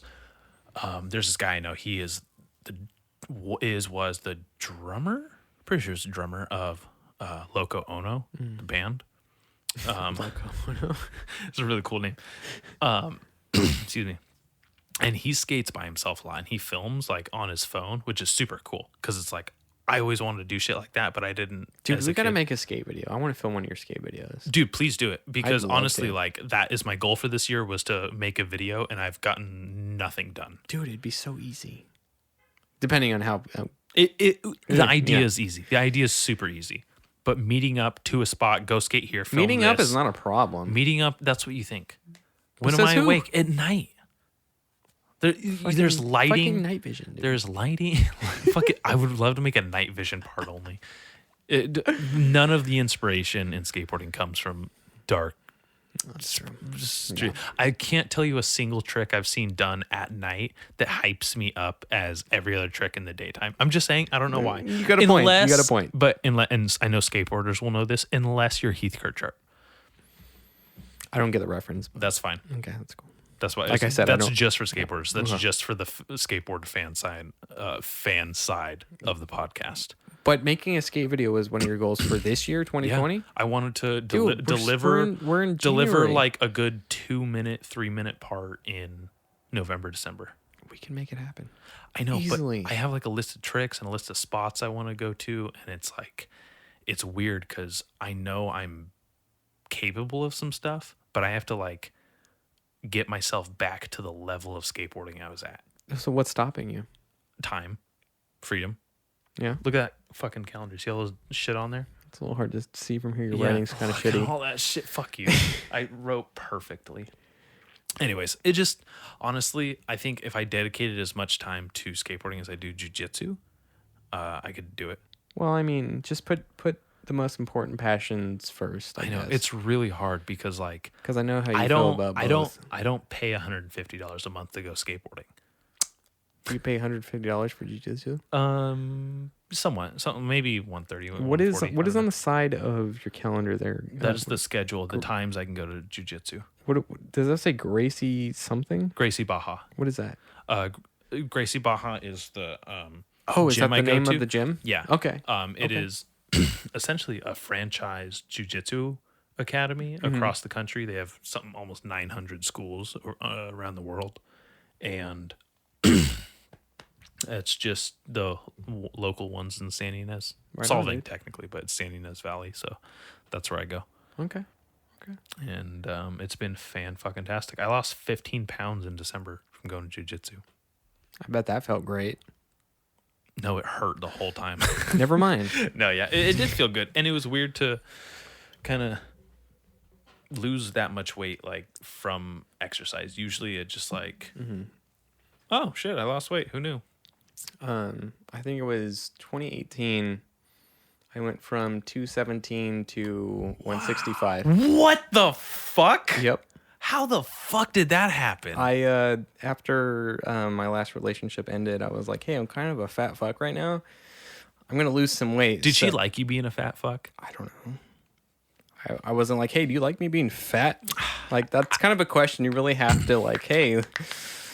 I think she likes fat kids, and she just allowed you to be fat. So how you were 217? I was 217, okay. dude. What'd you do? I my work schedule is kind of crazy, so I was like, you know what, I'm gonna wake up at 3 a.m. and just run a couple miles. Oh, okay. That's pretty. that's pretty what I cool. did. That's totally fucking. That's when you're supposed to do it. That's what I did. I just did cardio, dude, and I just dropped all that weight. That's crazy. I was just so set of just like trying to improve because at the time I felt really shitty, Yeah. and I was just like, I just need to feel good know, I about bet. myself. So I was just like, I can't be 217 now. I got to drop some weight. I had such a different approach. What do you mean? Well, okay. Did she break up with you? Yeah. She left you? Yeah. Well, when she broke up with me, I just drank a bunch. I started drinking in that next month. Really? Yeah. See, drinking. I don't think drinking has ever made me gain weight. It was. I didn't say I gained weight. Oh, never mind. Okay. Well, So I'll never forget it. I started drinking the December. It happened in October. I started drinking that December. There's 31 days in December. I drank for 23 of them. no. 23 days drinking. Dude. I had never drank until the Thanksgiving the weekend before Thanksgiving that year. That's. I was 18 years old. And it's not why I drank. I was just making a joke. Oh, But okay. and now I throw up after one glass of wine like a little bitch. So that happens. But yeah, it's kind of empowering to. Wait, you're 160? I'm 165 now. 165? Yeah. Okay. That's a perfect weight. Yeah. 165. That's like ideal weight. That's like man weight your whole life. Yeah. But 217, I was like, there's something wrong. Dude, I'm 217 tomorrow night. Like I can be 217 like that. It's ridiculous. Yeah. But it was due to like bad eating habits and like feeling comfortable and Not doing much. yeah, exactly. But and then you're kind of just like, hey, you're single now and you don't look so great. You're just kind of like, oh, well, this might you- be why. yeah, you just gotta like, oh, you gotta change something here and No, that's funny. yeah, dude, crazy. Are you ready for another question? Yeah, I'm ready for another question. I don't even remember what the last one I don't. was. I don't remember either. Skateboard talk was good though. Oh, the next question is not even a question, but it says talk about why the YouTube ideas isn't a good one, and I think we already covered that. So you're not even reading the right thing. Yeah. You're drinking all that wine. You're fucking feeling it now. Okay, here's the next question. It sucks, dude. If I didn't have all that, I could drink you under the fucking table. Really? Yeah. I don't know. I have a hard time believing that because you haven't proved yourself. That's fair. We'll have to hang out more. Nah. No, pass. Hard pass. See you in a year. 2-year anniversary. That's kind of sad, actually. All right. Are you ready for the next one? No. This is a heavy one. I don't know how you're going to answer this because you can really answer this wrong. Ask me the stupid fucking question. All right. How is making money from the show going? And how important is it to you? Because I know like it's hard to run this show from your own pocket. Jonathan, I'll let you know when it happens. Oh, all right. Question answered. All right, let's move on. I've probably made a total of $100 in the past year making the show, and it cost me anywhere from $40 to $70 a month to do. So, Well, not including the equipment I don't own. Well, how do you think you can change that? That's the next question. How do you think we can kind of jumpstart this? That's a great question. I think that I just need to be more on top of things in terms of putting the hard work in. I think I have too many distractions as far as like whether it be like, you know, fucking stuck watching dumb TV or being stuck on social media and not doing something for the podcast. Unfortunately, a lot of that kind of energy you put into building something takes away from your personal life, and a lot of the energy I think I could potentially put into this, which I don't necessarily want to, but might hinder my relationships. Okay. You know, How do you feel like you're managing your schedule of life right now at this point? Right now, it's so routine, but I've been having such fun this month, so it's hard to like compartmentalize it into a negative or positive headspace. Right. That makes sense. Because it's just like, I don't know. Like, as you can see, I have a very set schedule because my work schedule's been the same for so long. And I know when I can go to jujitsu. That's very important to me. And then I have to make the rest of the time for record the podcast, hang out with friends, hang out with Kylie, go skateboarding, or maybe a movie's coming out. Like, it's weird to balance free time when I thought I had so much of it. How often do you hang out with Kylie? I see her throughout the week because I'll go over after jujitsu. I'll go over to her house, use her parents' shower, rack up their water bill, and then no, seriously, I feel so guilty every time I take a shower. I'm expecting like one of her parents to fucking front kick the door down and be like, "That's Hey, it, what the that's hell?" it, that's it. Here's the bill. Here's your share. Give us the fucking money next month. I'm Yeah. sick of this shit." So, You haven't lived with any of your significant others before, have you? never, except my mom. Tackle that one, Freud. What do you think it's like? Living with my mom, it's awesome. Dallas? Yeah. No, what do you think it's like if you were to live with a significant other? Oh, I'm dreading it. Why? I'm kidding. I was just for Okay. Kylie because she thinks I'm dreading it. No, I think it's the greatest thing ever. Really? Why? Because it's just, you learn to live side by side with someone you love so much, and I think once you can accomplish that, you can accomplish anything. You think your like decision making skills and your like prioritizing's gotten better? Yeah, if anything, if you do it right, you feel more dependent than you are. Are you fucking touching my leg? I'm stretching. My legs are killing me. I'm listening. Anyway, I feel like if you can learn to live with your significant other and still feel independent, I think you're so set. I don't And like that's- the way you said that. Well, It sounds elaborate. it sounds like Stockholm syndrome. If you No, can no. live with your significant other and still feel independent, No, because you might actually no, be because I independent. feel like when people are in relationships, they always bring up like, oh, I just don't know how to, when they break up, they're like, I don't know how to be myself when I'm with somebody. Have you heard that before? I hate that. I hate that so much. I've heard it like so and so. It's but like, really, why are you blaming the other person? You should be able to why? I don't know. coordinate yourself and be a person to manage that. I hate that so much. Anyway, I'm just venting here. I don't know. I'm so unapologetically myself. It much to the chagrin of Kylie. She's definitely like had to tolerate me being who I am, whatever fucking bullshit I'm expressing that day.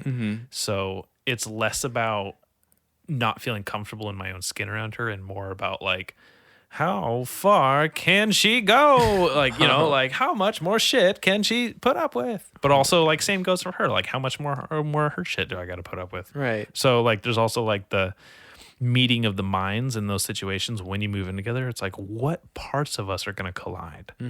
So I'm excited. I'm curious to see because I want to hear about it when it happens. I really do. Yeah, I'll totally hear. Oh, that's going to be a fun experiment. Yeah. No, seriously, like I'm excited to kind of chronicle the journey of me as like no one into hopefully being someone someday on this podcast.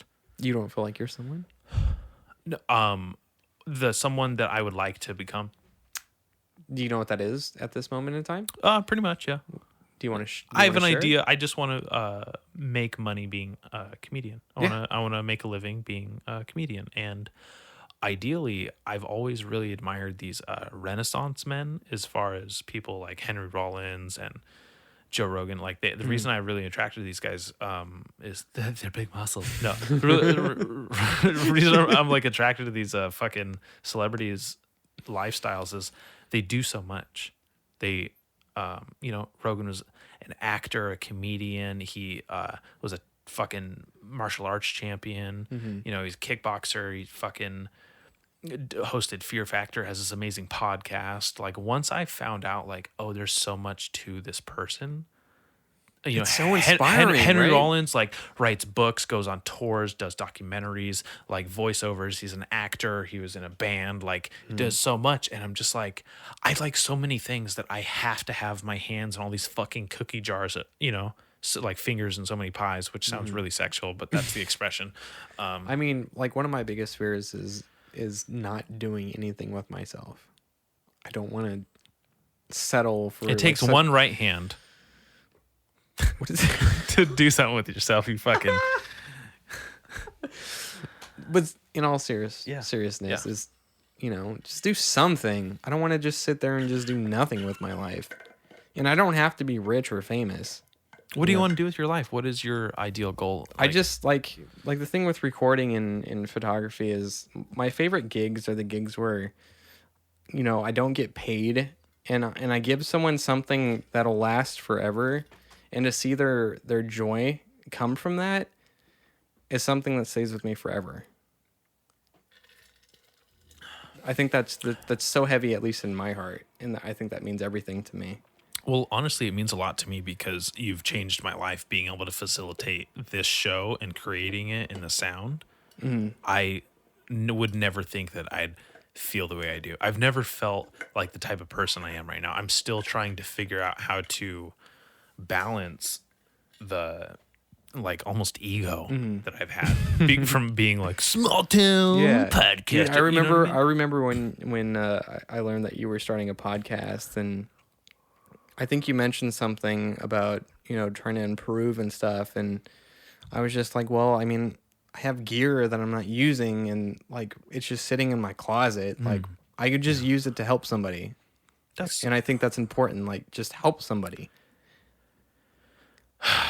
changed my life. That's all that matters. Doing that has changed the growth of this show, has changed the audience. It's helped make it more accessible to people, more palatable. And that's worth so much more than any profitable gain. Nah, You know I don't what? know. You've Well, never okay, had $1 well- million, so shut up. For right now, you can just laugh and be like, I love the joy of poverty. But you know what's great? I've every project that I've started, I've asked for nothing, and I've gained so much more from it.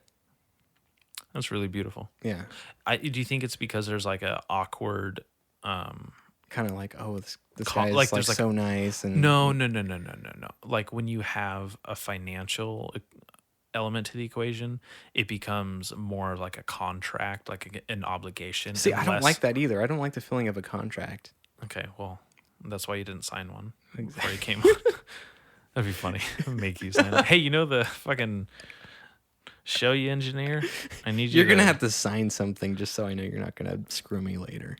Oh well, it would physically, because it would be dated. Everything up until then, you could literally just have on file, like, listen, asshole, this isn't anywhere. I signed that in 2020. All of 2019's bullshit you put me through, it's going in the case file. Dude, I can't believe it's 2020 already. That's crazy, man. I remember thinking, like, there was these finance commercials for like mattresses when I was a kid, like, pay nothing till Yeah. 2009. It was like 2009. That's like like forever. That's like a million years away. And now it's 2020. 2009 was 11 years ago. I don't like There's thinking about it. kids hitting puberty walking around. They weren't even born when that commercial was coming out. How does that make you feel? I don't really give a shit. Okay. Well, like it does, like, I like the idea of, wow, that was so long ago, but literally I'm so just involved with trying to live my own life. Like, I'm like, I'm pretty sure a lot of people went through the same feeling. I'm moving on. I gotta go. You know what I mean? Yeah, Also, coolest time in the world to live in. we are pretty grateful to live in the time we do. Imagine a place where we live and like there's podcasts, there is Netflix, True. there is internet porn. It is the greatest time in all of human history to be alive. I love when people are like, we're being discriminated against. I'm like, aren't you white? Shut up. Like, even white people are like, hey, that's not nice. And I'm like, it's gotten to the point white people are like fucking feeling their privilege is so up their own ass. They're like, you're being mean to me. You just need to chill out, please. Yeah. You ready for another question? I'm so ready. I don't even know where I was going with that. All right. White It's people. okay. I don't even really know any white people. That didn't make any sense. I'm gonna say stupider stuff. You don't fucking read this question. You know, this one time I used to put bike air pump tubes in my friend's asshole. I remember this. Yeah. You talked about this before. It's on the Is Kale that really episode. true? That's 100% true. Also, he's coming back on next month. Wait, why did you do that? It's funny. We made fart noises with him. Put a bike pump in each other's asses and it went. It just made this like giant fart sound. It was amazing. Well, It was the most hilarious fart noise you've ever heard in your life, because it was like that, but it was like, but like super loud. I can't tell. We have to do it. do you think I that's we have weird at all? No, That's kind of weird. It's weird in hindsight. know. But listen, stop right there. Stop okay. right there. Mister didn't have any fucking friends growing up. I had a zero skipper with my brother. Anyways, I smoked weed with my dad because my friends wouldn't smoke weed with me. 420.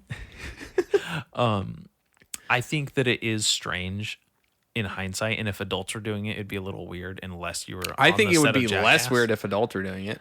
If it was consensual, it would be kind of normal. But like, Was it consensual when you were kids? no, we were raping each other. Yeah, no, it was totally consensual. But it was. I think kids do so many weird things like that when they're young that they don't know any better, Yeah. and that they don't realize that there's a social etiquette, and like a social acceptability. Yeah. You know what I mean? Because it's just like, I'm pretty sure I used to shit my pants, but I don't do that anymore. You wouldn't be like, no, I'm pretty sure it'd be more normal if humans shit their like adults shit their pants.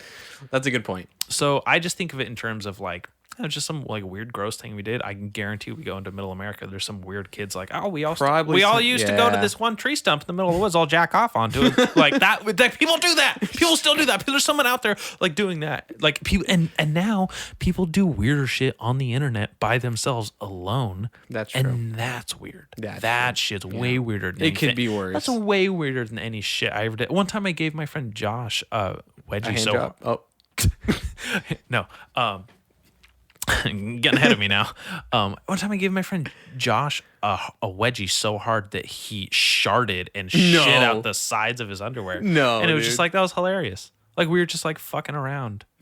How do you get a wedgie so hard you shit yourself? He probably had to shit, and then we were watching like Jackass and stuff, and I was just like wedgie and like fucking like he was my best friend. It wasn't just some kid I gave a wedgie. We were in his backyard building bombs and fireworks and shit, and I just That's like normal, fucking yeah. his white kid behavior, and I just gave him a wedgie for the fuck of it, and he's laughing as it happened, and I watched him shit, and we're dying laughing because he knows like I don't care that he shit his pants. I'm not gonna be like, hey, everyone, Josh shit himself. You know what I mean? Who am I going to tell? There's no MySpace back then. MySpace was, right? MySpace was around for a while, right? Yeah, there was MySpace. Did you ever back have a then. MySpace? Yes, I did. I never did. I still have the same email. No shit. Yeah. You still log on? No, because it's literally nword6969 at Yahoo. Yeah. So I can't, No, that's but cool. I still have it out there. No. All right, next question. Do you feel content about where the podcast is currently? No, I think that Oh, I need to be picking up the pace a little more. How I need so? This month it's been really strange. But I think I started it in a very strange headspace because I was fucking totally sick. I'm so sorry. I keep using the word headspace. Excuse me. And like the end of the year, I wanted to have more like some finality to it. Kind of like rapid. Wrap it up better. Have like an end of the year podcast. I like things like that for whatever reason. I like the little celebrations. But then I was getting mad at myself when I was having like, oh, now we're doing a Halloween episode and top 10 list. And I was just like, dude, shut up. I have this like fucking YouTube channel that doesn't exist in my head. Just fucking now watch Mojo top 10 list, Dallas's favorite horror movies bullshit going in my head, and just like, why the fuck am I doing it like that? And I think that there's a lot of, and that sounds like I'm bragging, I'm really not, but there's a lot of people that have expressed interest on being on the show, in being on the show, or I've asked them to be on, and I'm trying to get all these people on, and it's like I should really be trying to get more guests on before I have repeat guests like I have. I've had Zach and I think Clara it really Cobb depends on who's willing to be on the show as soon as possible. One of the biggest.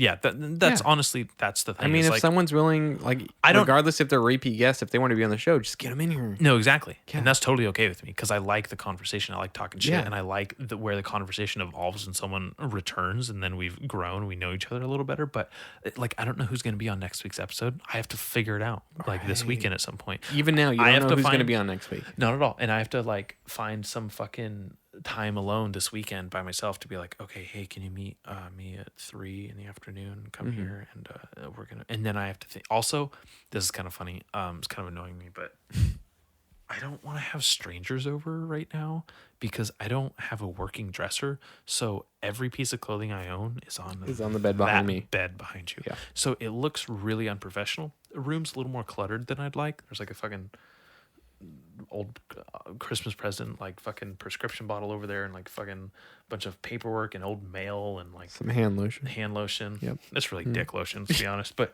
you know, and it's just fucking, why is this fucking environment not cozier? Like, I thought I was set when I got the table in here and I got the mic arms, and Which it is a looked really good. nice touch. I'm glad you got this table in here. Me too, because like the Phil and Dustin episode, we did standing on like bar stools in here, and then Really? like I didn't have chairs in here, dude. I sat on the bed and someone sat on a bar stool, and like our backs were killing us. But they're still some of my favorite conversations for some reason. The Phil and Dustin episodes, like You got to have Phil back on the show, dude. I'd love to have Phil back on. fucking those 2 episodes like really hold like a special place in my heart because they're so spontaneous and they're also so I had like built up the Phil episode, which is funny. Yep, So it was like my yep. first like inside joke with my listeners kind of. And then we just like sat here in my bed and just talked like how I wanted. I just wanted to have a friend over, no notes, no bullshit, just talk. No bullshit, but Do you all usually bullshit. have notes for a person? I was doing this thing where I was like making little profiles for people and like doing like Why would you do that? just to have information, just showing up prepared. And I thought it would make a better episode. And I realized that the organic flow of conversation makes a better episode. So I don't even need to like make notes. Sometimes I have makes questions. sense. Sometimes I have things I want to bring up. But if you talk to someone and you know you want to know things about them, it comes out in conversation almost always. And it feels better. Very rarely do I be like, oh, fuck, I wanted to say that or talk about that. And if it does, if I do have those things, I feel good because it's like, oh, I was still want more. I feel good about the thing. Right. When I have a big, long 3-hour conversation with someone and I get all this shit out and we run out of things to talk about and there's lulls in the conversation, dude, I'm so done. I don't even want to think about the episode. When you send me the episode back and then I have to like take notes for the caption or the description, I'm so fucking over it. And I'm like, I don't even remember. I was like, I'm not interested in me or this. It's brutal. Sometimes it's really brutal. Damn. So I try to like cut them shorter now, do a little shorter because I know that the best amount of conversation, They're just gonna flow. first 2 hours. Yeah. First 2 hours, third hour. Although I did like a 3-hour one with someone recently. Do you remember who it was? I don't remember who it was, but it just blew by like super well. And sometimes, And you can tell by the way the sometimes you can conversation tell. flows. Sometimes you can tell. It's so crazy. You have the hardest job, really, being a host for a podcast. I don't think I could do it. I don't know. Like to have someone you don't really know in your bedroom and then try to have a conversation with them. It's kind of anxiety. Those are the hardest parts. Yeah. Is when I really don't know the person. I think the most difficult time I had communicating with someone was when I had Matt Pillars on. Okay. Because Really? he had physically and like almost like in my imagination like intimidated me like for the majority of my adolescence and adulthood. And Matt then, Pillars was the bouncer guy, right? Yeah, Yeah. He had some stories. but also I had never spoken to him in person except one time when I was drunk at the park and I shook his hand and I was saying hi and then I left and that was it. And then That's it. I had to have him over and like message him and I don't know what kind of dude he is because I was so it's kind of hard. That sounds pretty hard, dude. It's weird because and then I think you did a pretty good job for the episode too. Thank you. I that's when I knew I had to bring notes for because I was like, I don't know how to. What do you mean by communicate notes, this though? Like, notes what is like I wanted to have something to talk about because if I don't know someone, I don't know what direction the conversation's gonna go. and the last thing you want it to do is stall, right? Yeah. Oh, well, don't you do like a thing with like the the young? Oh, is it called the young Americans for Liberty? Yeah, that's right. The young Armenians for liberalism. No, the young American. Oh fuck. You know what I mean? Like I don't want to. I don't. yeah. I don't want to fuck it up. And I could totally fuck it up. Yeah. It's not that hard. Yeah. But when, it's not that easy. So when I think about difficulty I've had with guests, I think that one was the one that I was the most nervous for and might have had the most difficulty like Trying to just like bonding with the person. But when I see him, I'm like psyched to see him every time. You know what I mean? And in my head, I'm like, that's my fucking guy. Do you have a guest so far that you've felt the most at ease with? Most at ease Yeah. with. You probably had a lot of good guests on the show. It's probably hard to pick one.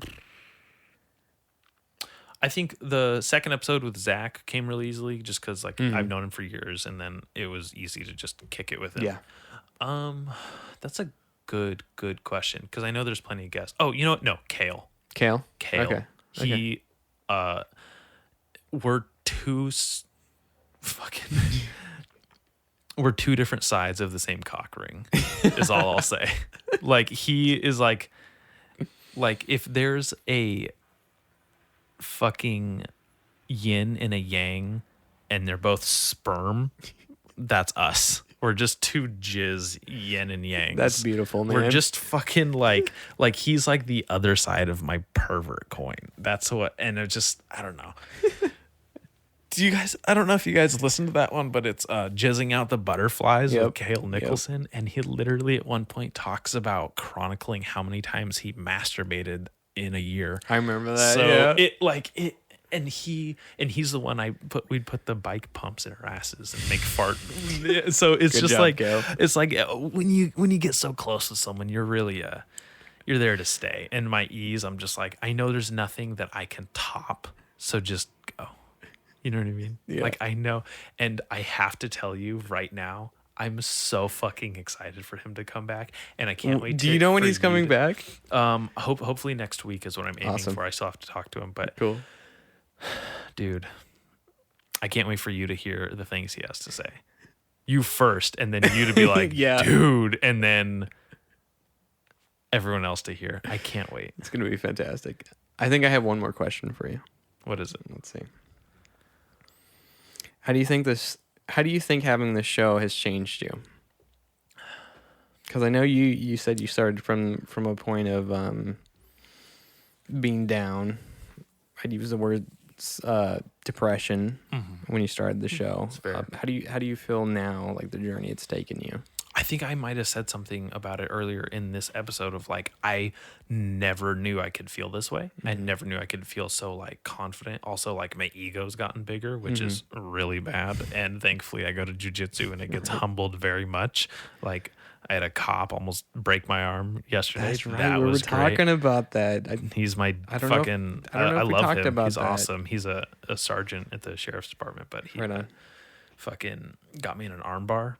Did you deserve it? No, we were just rolling. We were just Oh, okay, rolling. Like, and Cool. and that was the point of the activity. And he got me, and I like couldn't tap fast enough. And I was like, oh shit, oh shit, oh shit, oh shit. Like he was getting, I was feeling my Yeah. elbow bones go like. I was like, oh. Ooh, that's a little scary. Yeah. So that was good. That was fun. But that was nice and humbling. The fucking, I think it's made me a better conversationalist. I feel like I can talk to almost anyone I run into on the streets.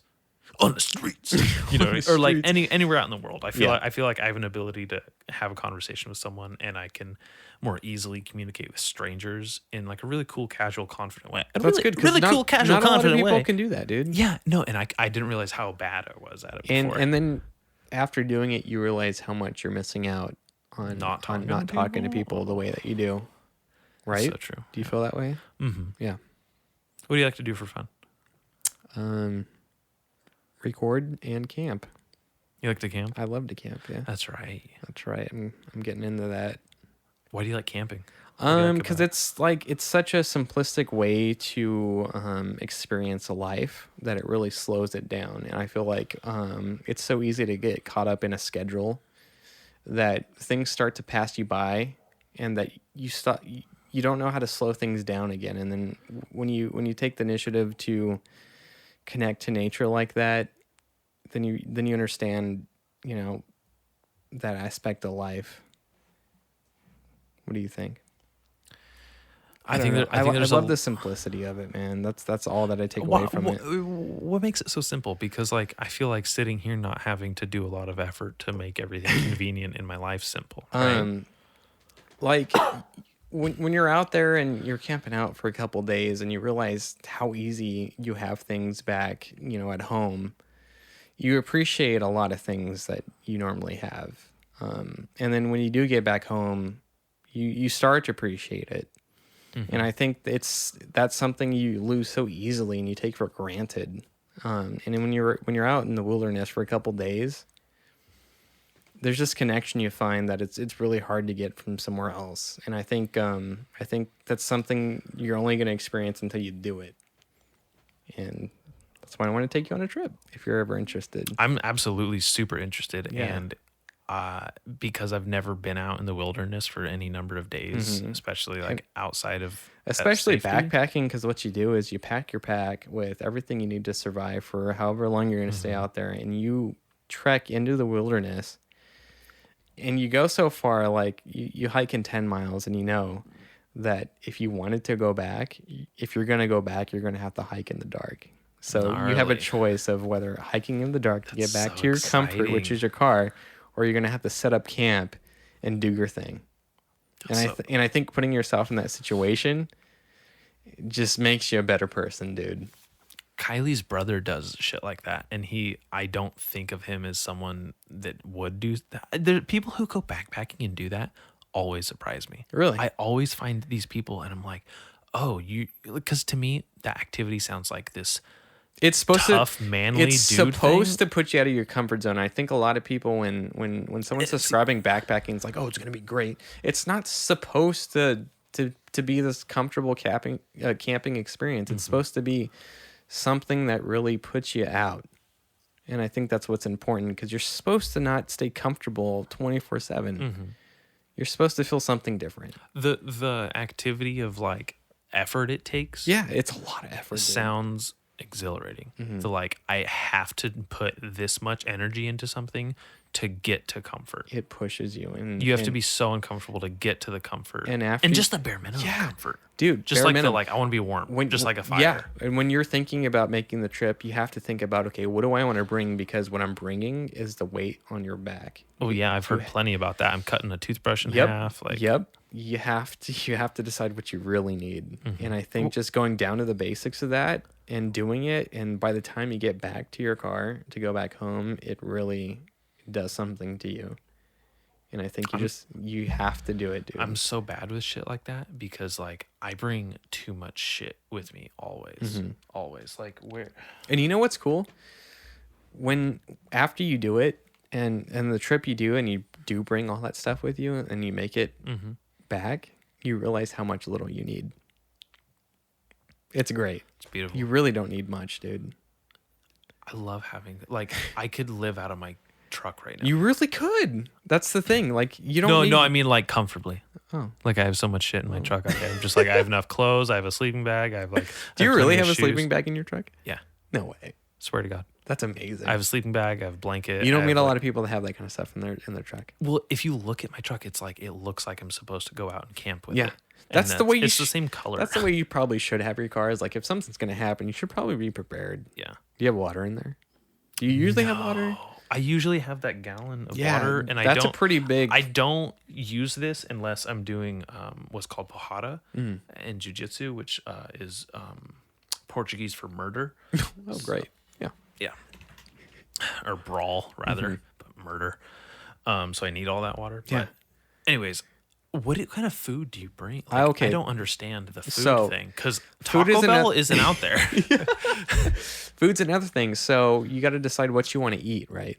Yeah. So you have the choice to purchase like freeze dried food, like backpacking food. Mm-hmm. It's super light because there's no moisture in it.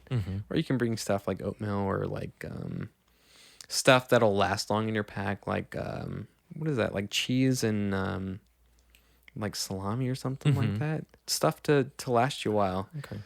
You just got to make it work. That's crazy. And you have to know how long you're going to be out there too. I was gonna say, how hungry do you get that whole time? Because You know what's funny? When you're actually exercising and hiking, you don't get that hungry. You could seriously just active, live off one keeping meal it- a day and you'd be fine. That makes sense. I kind of do that during Mm-hmm. the week. Just like I eat lunch at work and that's it. Mm-hmm. I don't wake up. I don't make anything to eat, and I don't come home and eat anything if I can help it. I eat lunch at work and then I'm sleep. That's seriously what it's like, dude. I go to the gym fasted all the time. I'm doing the Sierra Nevadas this year Jesus For- fucking Christ! for How four- far? 4 to 5 days. Gnarly. Yeah. It's going to be great. You know who? You know what? I feel like you backpackers are such a different breed because by no means does anyone I see that I know backpacks, do they come off as some like super fucking testosterone dripping fucking No, like, it's meathead. not like that, It's right? not like that. But to me, like all I'm thinking is I have to go survive in the wild. I have to be alpha male. So when I see these people, they don't fucking hit those like bells of like alpha. They really don't. You're Like- completely right. And I mean that with all due respect because I don't think of you as a beta, but I don't see like my idea of what Dude, I agree. Wolverine would I have totally to be agree. out there. Like my friend Colby a lot in the same way, even though he's like 1,000 times more man than me. Like he just like does gnarly like construction work in the snow and freezing temperatures, and then just goes and like hikes and does. He's awesome. I love him. he grew up in a nice suburban 2-story home and like fucking, always had Dr. Peppers in the fridge. And that was like, that's my idea of him. It's awesome. But he does shit way harder than I've ever done. And then same thing, Kylie's brother and goes on these big fucking hikes and backpacks. I'm like, how do you do that? Because at home, Dude, it's like, I see you in slippers, dude. It's all about just knowing what you have to do to survive. And once you know that, you're good. And I think that's such an important thing to know. I'm getting so much anxiety just thinking about it in a really fun way. Like the other day, I camped out by myself at a MDO, Montana de Oro, in Los Osos. Dude, when I woke up that morning, so beautiful, man. I can't believe how beautiful it is. Yeah. I really don't know. You couldn't explain it to me to where I could understand because I'd have to experience it. I'd have to have hands-on. Yeah. What's your fiance's name? Allie. Okay. Yeah. I knew that, but I couldn't recall it for whatever reason right now. What does she think about you just like going out by yourself? And She shit goes like with that? me. Oh, okay. Yeah, the last She'll trip go I with you? went on was in Big Sur, and she went with me. Wow. What about when you went by yourself? Can she like text you? Is she all worried about you? So the good thing is, she doesn't like the idea of me like going out to like some big trip and like, hey, don't go by. She told me, I don't want you to go by yourself in a big trip like that. Just make sure someone's with you. Yeah, in case you need to eat them. Yeah. But yeah, she definitely worries. And I mean, she has enough worry to warrant that because like, I mean, people die all the time out there. Like whether it be bears or fucking mountain lions. What the fuck did you say? Bears. You said beers. You know that, right? You could get killed by beers. You know, if you drink enough. I almost got killed by a fucking glass of wine earlier. You did, yeah. My throat still Have hurts. you seen those mountain lion videos where people are like they get stalked by mountain lions? It's gnarly, dude. Those things walk up on you. You don't bring a gun or anything? I mean, you could, but you know how hard it is to, especially in the state of California, to conceal a gun and it be legal. Oh, I'm sorry. Bitch, do you think I'd give a shit when my life depends on it? Exactly. I'm hiding the gun. Exactly. But you know what works just as fine as a gun is bear spray. Other guns. Other gun. Guess how many rounds is in a bear spray magazine? I don't know. Exactly. They don't have that. But seriously, do you know what kind of caliber of gun you'd need to actually kill a bear? At least 9mm. You know what would work better than that? Bear spray. No, it doesn't. Yes, it does. I've heard so much. I've heard so many times of people who are like hardcore hunters and campers say bear spray doesn't even fucking work most of the time. Dude, I guess it really depends on the bear. Have you ever used it on a bear? No, I haven't. Then shut the fuck up. You don't even have proof. That's baloney. Show me a video of someone just riot copying someone. You can look it up, and it works. Then I need to look it up. You know what? We need to go on a trip, and we need to come across a bear, and we're going to use it. Okay. We're going to attract the bear, too. We're going to be asking for death. I'll bring my gun. You bring the bear spray. Do you really have a gun? We're not going to talk about that. Okay. Anyways, I'll bring a gun or my gun. It'll be my gun. And you bring your bear spray, and we'll see how the fuck it goes. You can pss on your little bear, and he's going to go... Have you seen bears even fight each other? They don't give a shit about spray. Let me tell you something. You know when you're like scrambling with someone in a you're like wrestling or like I take you to one jiu-jitsu class, you're gonna understand why bears don't give a fuck about bear spray. Have you seen evidence where it doesn't work? Have you seen Grizzly Man? No. That's all the evidence What is I that? need right now. What is that? You see these two bears rip fucking chunks of each other out. There's no amount of like, oh, you got it in my eyes. This isn't a hippie at a protest and some riot cops going, psh. It's a fucking killing machine. Well, okay. That you literally just said, do you know what kind of caliber bullet you'd need to take a bear down? Do you know what kind of caliber spray you'd have to have for some sort of irritant to make the big Here's the thing. As long as it killing machine? irritates their eyes enough to where they can't operate, you have the time to run away. That's great, but also, you know what I can do eyes closed? What's that? Choke you to death. I was in jiu-jitsu yesterday, eyes closed, not being choked to death. Okay, well, here's the thing. You know what a bear could do? eyes closed, maul you to fucking death. Here's the point. If you're going to take the chance and go out in the wilderness, you have to know that you're taking the chance to risk your life and Absolutely. putting yourself in that situation, regardless if you have a gun or bear spray. Absolutely. That's the bottom line. No, sincerely. Yeah. Me and Kylie got lost on a big old hike. I remember, yeah. And I had this knife what is on me that? at all times. Show me that, dude. I bought this the day after Clara broke up with me, and I was just like, I'm gonna kill myself with it. No, I'm just kidding. No, I just bought it, and I was like, I'm doing whatever the fuck I want, and I wanted a fucking knife, so I bought it. And it's a big old knife, and I took it with me on the hike, and you know how you mentioned the mountain lion stalking type thing? I, in my head, convinced myself that we were being stalked by a mountain lion, and I was prepared to die. You know the with scary this thing. part about being stalked by a mountain lion is that if they're really going to kill you, you'll never see them coming. Yeah, I know. That's That's the scariest part, and also is because all I'm thinking is they're gonna go after Kylie first. She's smaller. It's the smaller you are, the so I'm literally just looking everywhere around her, thinking, I hope it doesn't fucking know that I'm ready to die for this. and they person say in front once of they me. start attacking someone, that all you have to do is just try to fight for your life. That's it. And honestly, that's all I do. Yep. Even if I'm going out, like I just want to fight for my life. Yeah. My biggest fucking fear, even at the hotel, every time I'm walking from the kitchen to the lobby, because it's out close to the mountains, and I'm like on ranches technically. Right. All I'm thinking is there's just gonna be like a fucking mountain lion, like, oh shit, morning meal. I don't even have to go. Really? far. Every time I'm No. always thinking there's gonna be a mountain lion come fucking attack me. And it sucks because I'm always like holding like a big hot like coffee or like water, and I'm like, I hope I fucking dump it on this pussy's face, this pussy cat's face. Oh no, dude. Dude, I'm terrified of it. You still want to go on a trip though, right? Yeah, absolutely. Okay, cool. Great. Yeah. Now I convinced myself I want to bring a gun though, so watch your mouth when we're out there. To be honest, the only reason why I'd want to bring a gun is human interaction. Yeah, if you talk to me enough, it's over.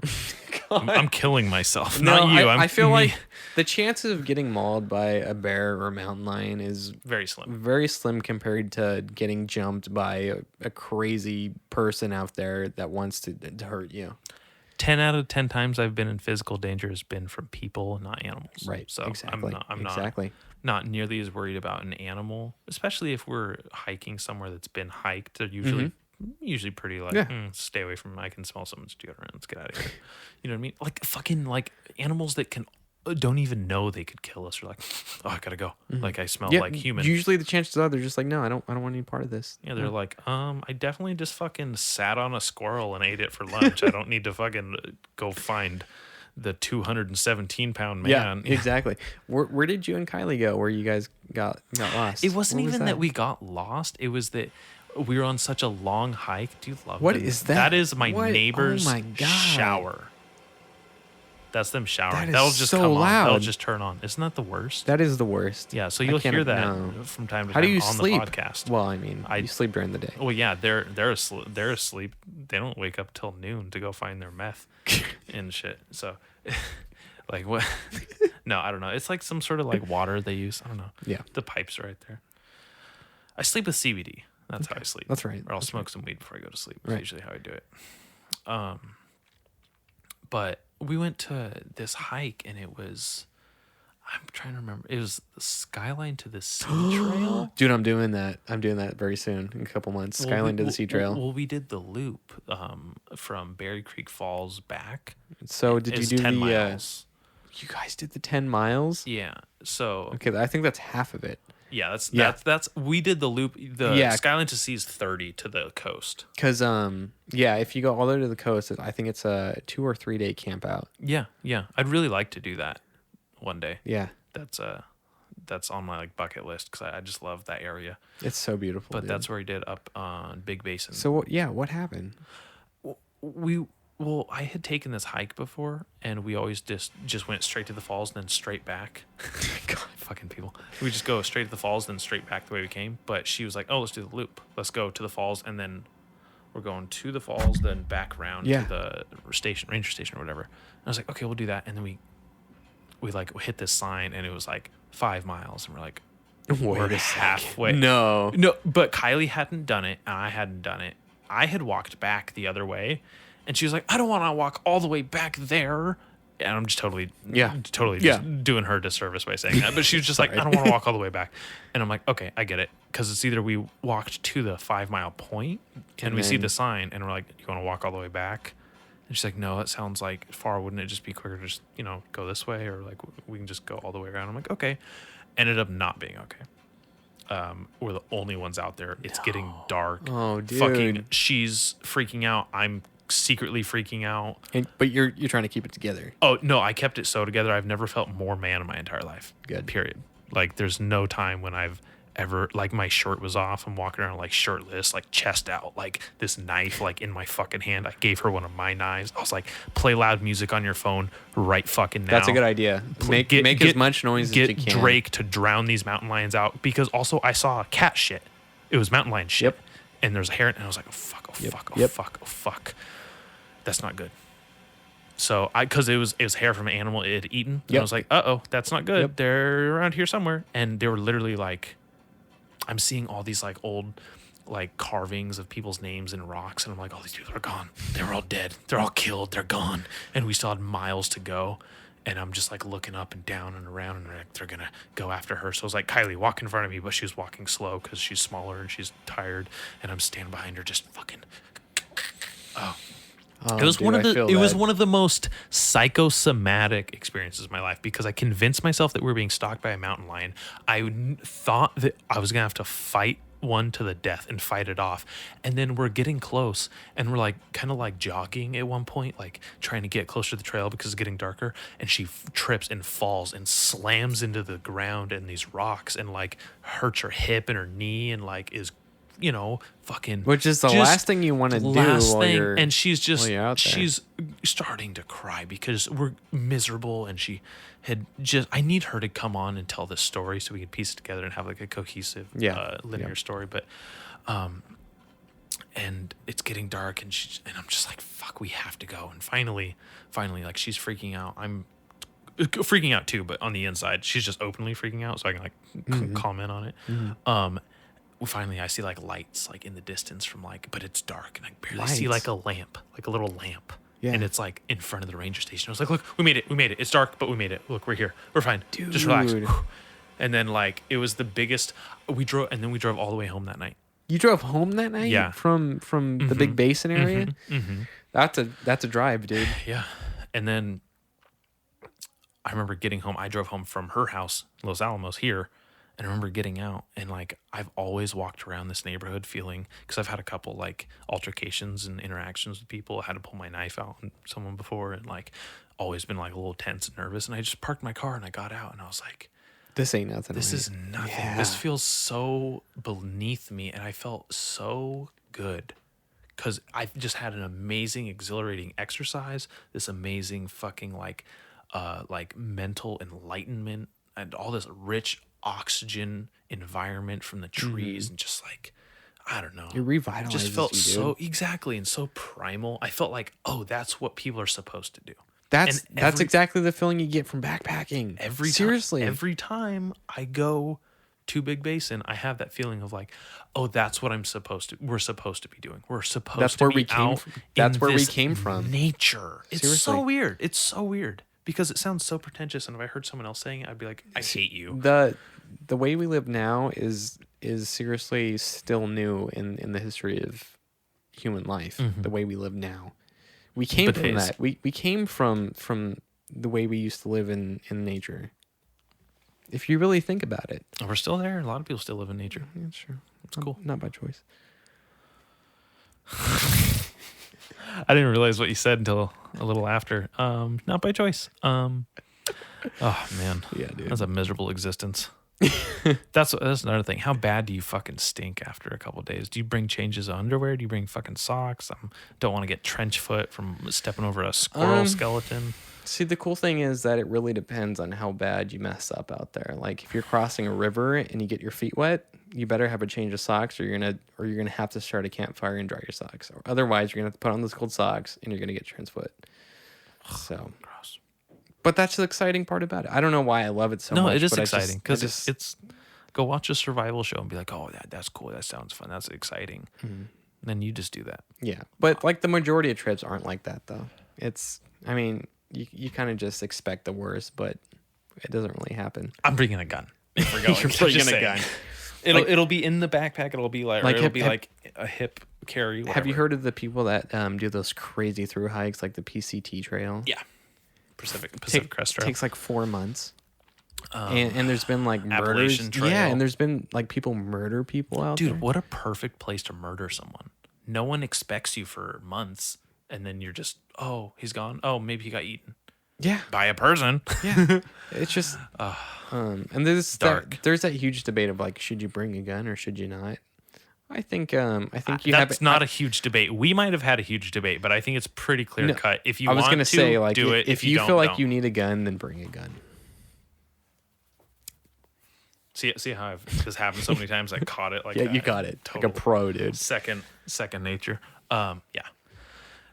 And knives are fun. Knives are cool. Also, it'd just be cool. Just be like, hey, dude, like, fucking, I got some extra rounds. See if you can hit that tree. yeah, you know, no, that that's tree that's branch. totally acceptable, I guess. Yeah. Or just not at all. Just like literally, like even just for safety's sake, like not have it out unless absolutely necessary. Yeah, because I know. I would also want to show. I know most people have they pack their gun in their pack to where it's super easy to access it, and that way if there was something like someone was getting hurt or be taken advantage of by somebody, they would pull it out of their pack no problem, and that's the only time they would use it. And I think that's completely justifiable. It's fine. Yeah, Yeah. that's what it's for. I think it's different in nature because I feel like you might have a little bit more awareness of anomalies out there because you're like, I'm not used to this asshole being out here type of animal. Then you can have time to grab it. Yeah, it's true. If there was like an open carry or concealed carry in town in like person, I'd want to have it like as Right there. right there, Yeah. hip carry, groin carry, Because like at most, if it's round in your pack, the chamber, yeah, everything. At most, if it's in your pack, I mean, they make backpacks where like there's a side zipper where you can just zip it down and grab the most accessible thing the way you packed it and pull it out. But still, that takes time. They have like holsters, like this. And you can Oh, look at that. yeah. So That's great. you can like just strap that right onto a belt, right onto a backpack, right there. It's perfect. Ideally, you'd want it on your belt. Ideally. Backpacks are so heavy. Like, Oh, and also I'm flinging it off, and then my sidearm's hitting Jonathan in the face and shooting the third squirrel of this story. So what are you packing there? I mean, it's probably just a clip. I think Dallas is on the clip. yeah, it's literally just an empty holster. But fuck, my throat is killing me. Yeah. You have a last question for me? You need to wrap this up. let- I gotta piss. I gotta Oh. puke again. Fucking bottles going. He's had a night. How long have we been doing this, by the way? It's already 6:39. We started at like 3:30, I think. Are you scared to touch a Mac? Yeah, Oh, let's see. not long. 2.5 hours. Almost 2 hours. Almost 2 hours. Almost 2 hours. What are you talking about? Wait, no, I could be reading that wrong. It's 2 hours 26 minutes. He's good. He's been doing this for a while. Yeah, sorry. That's a good length. Let's see if I have a last question for you. I think you've read them all, but if there's anything you'd like to add or wrap this up, like I think we've had a great conversation, and I'd really like to go to the fucking woods now. I think I've asked you everything, dude. This is your chance to yell the closing like every episode. I don't know what the fuck you're talking about, but listen. Where the fuck are you? Listen.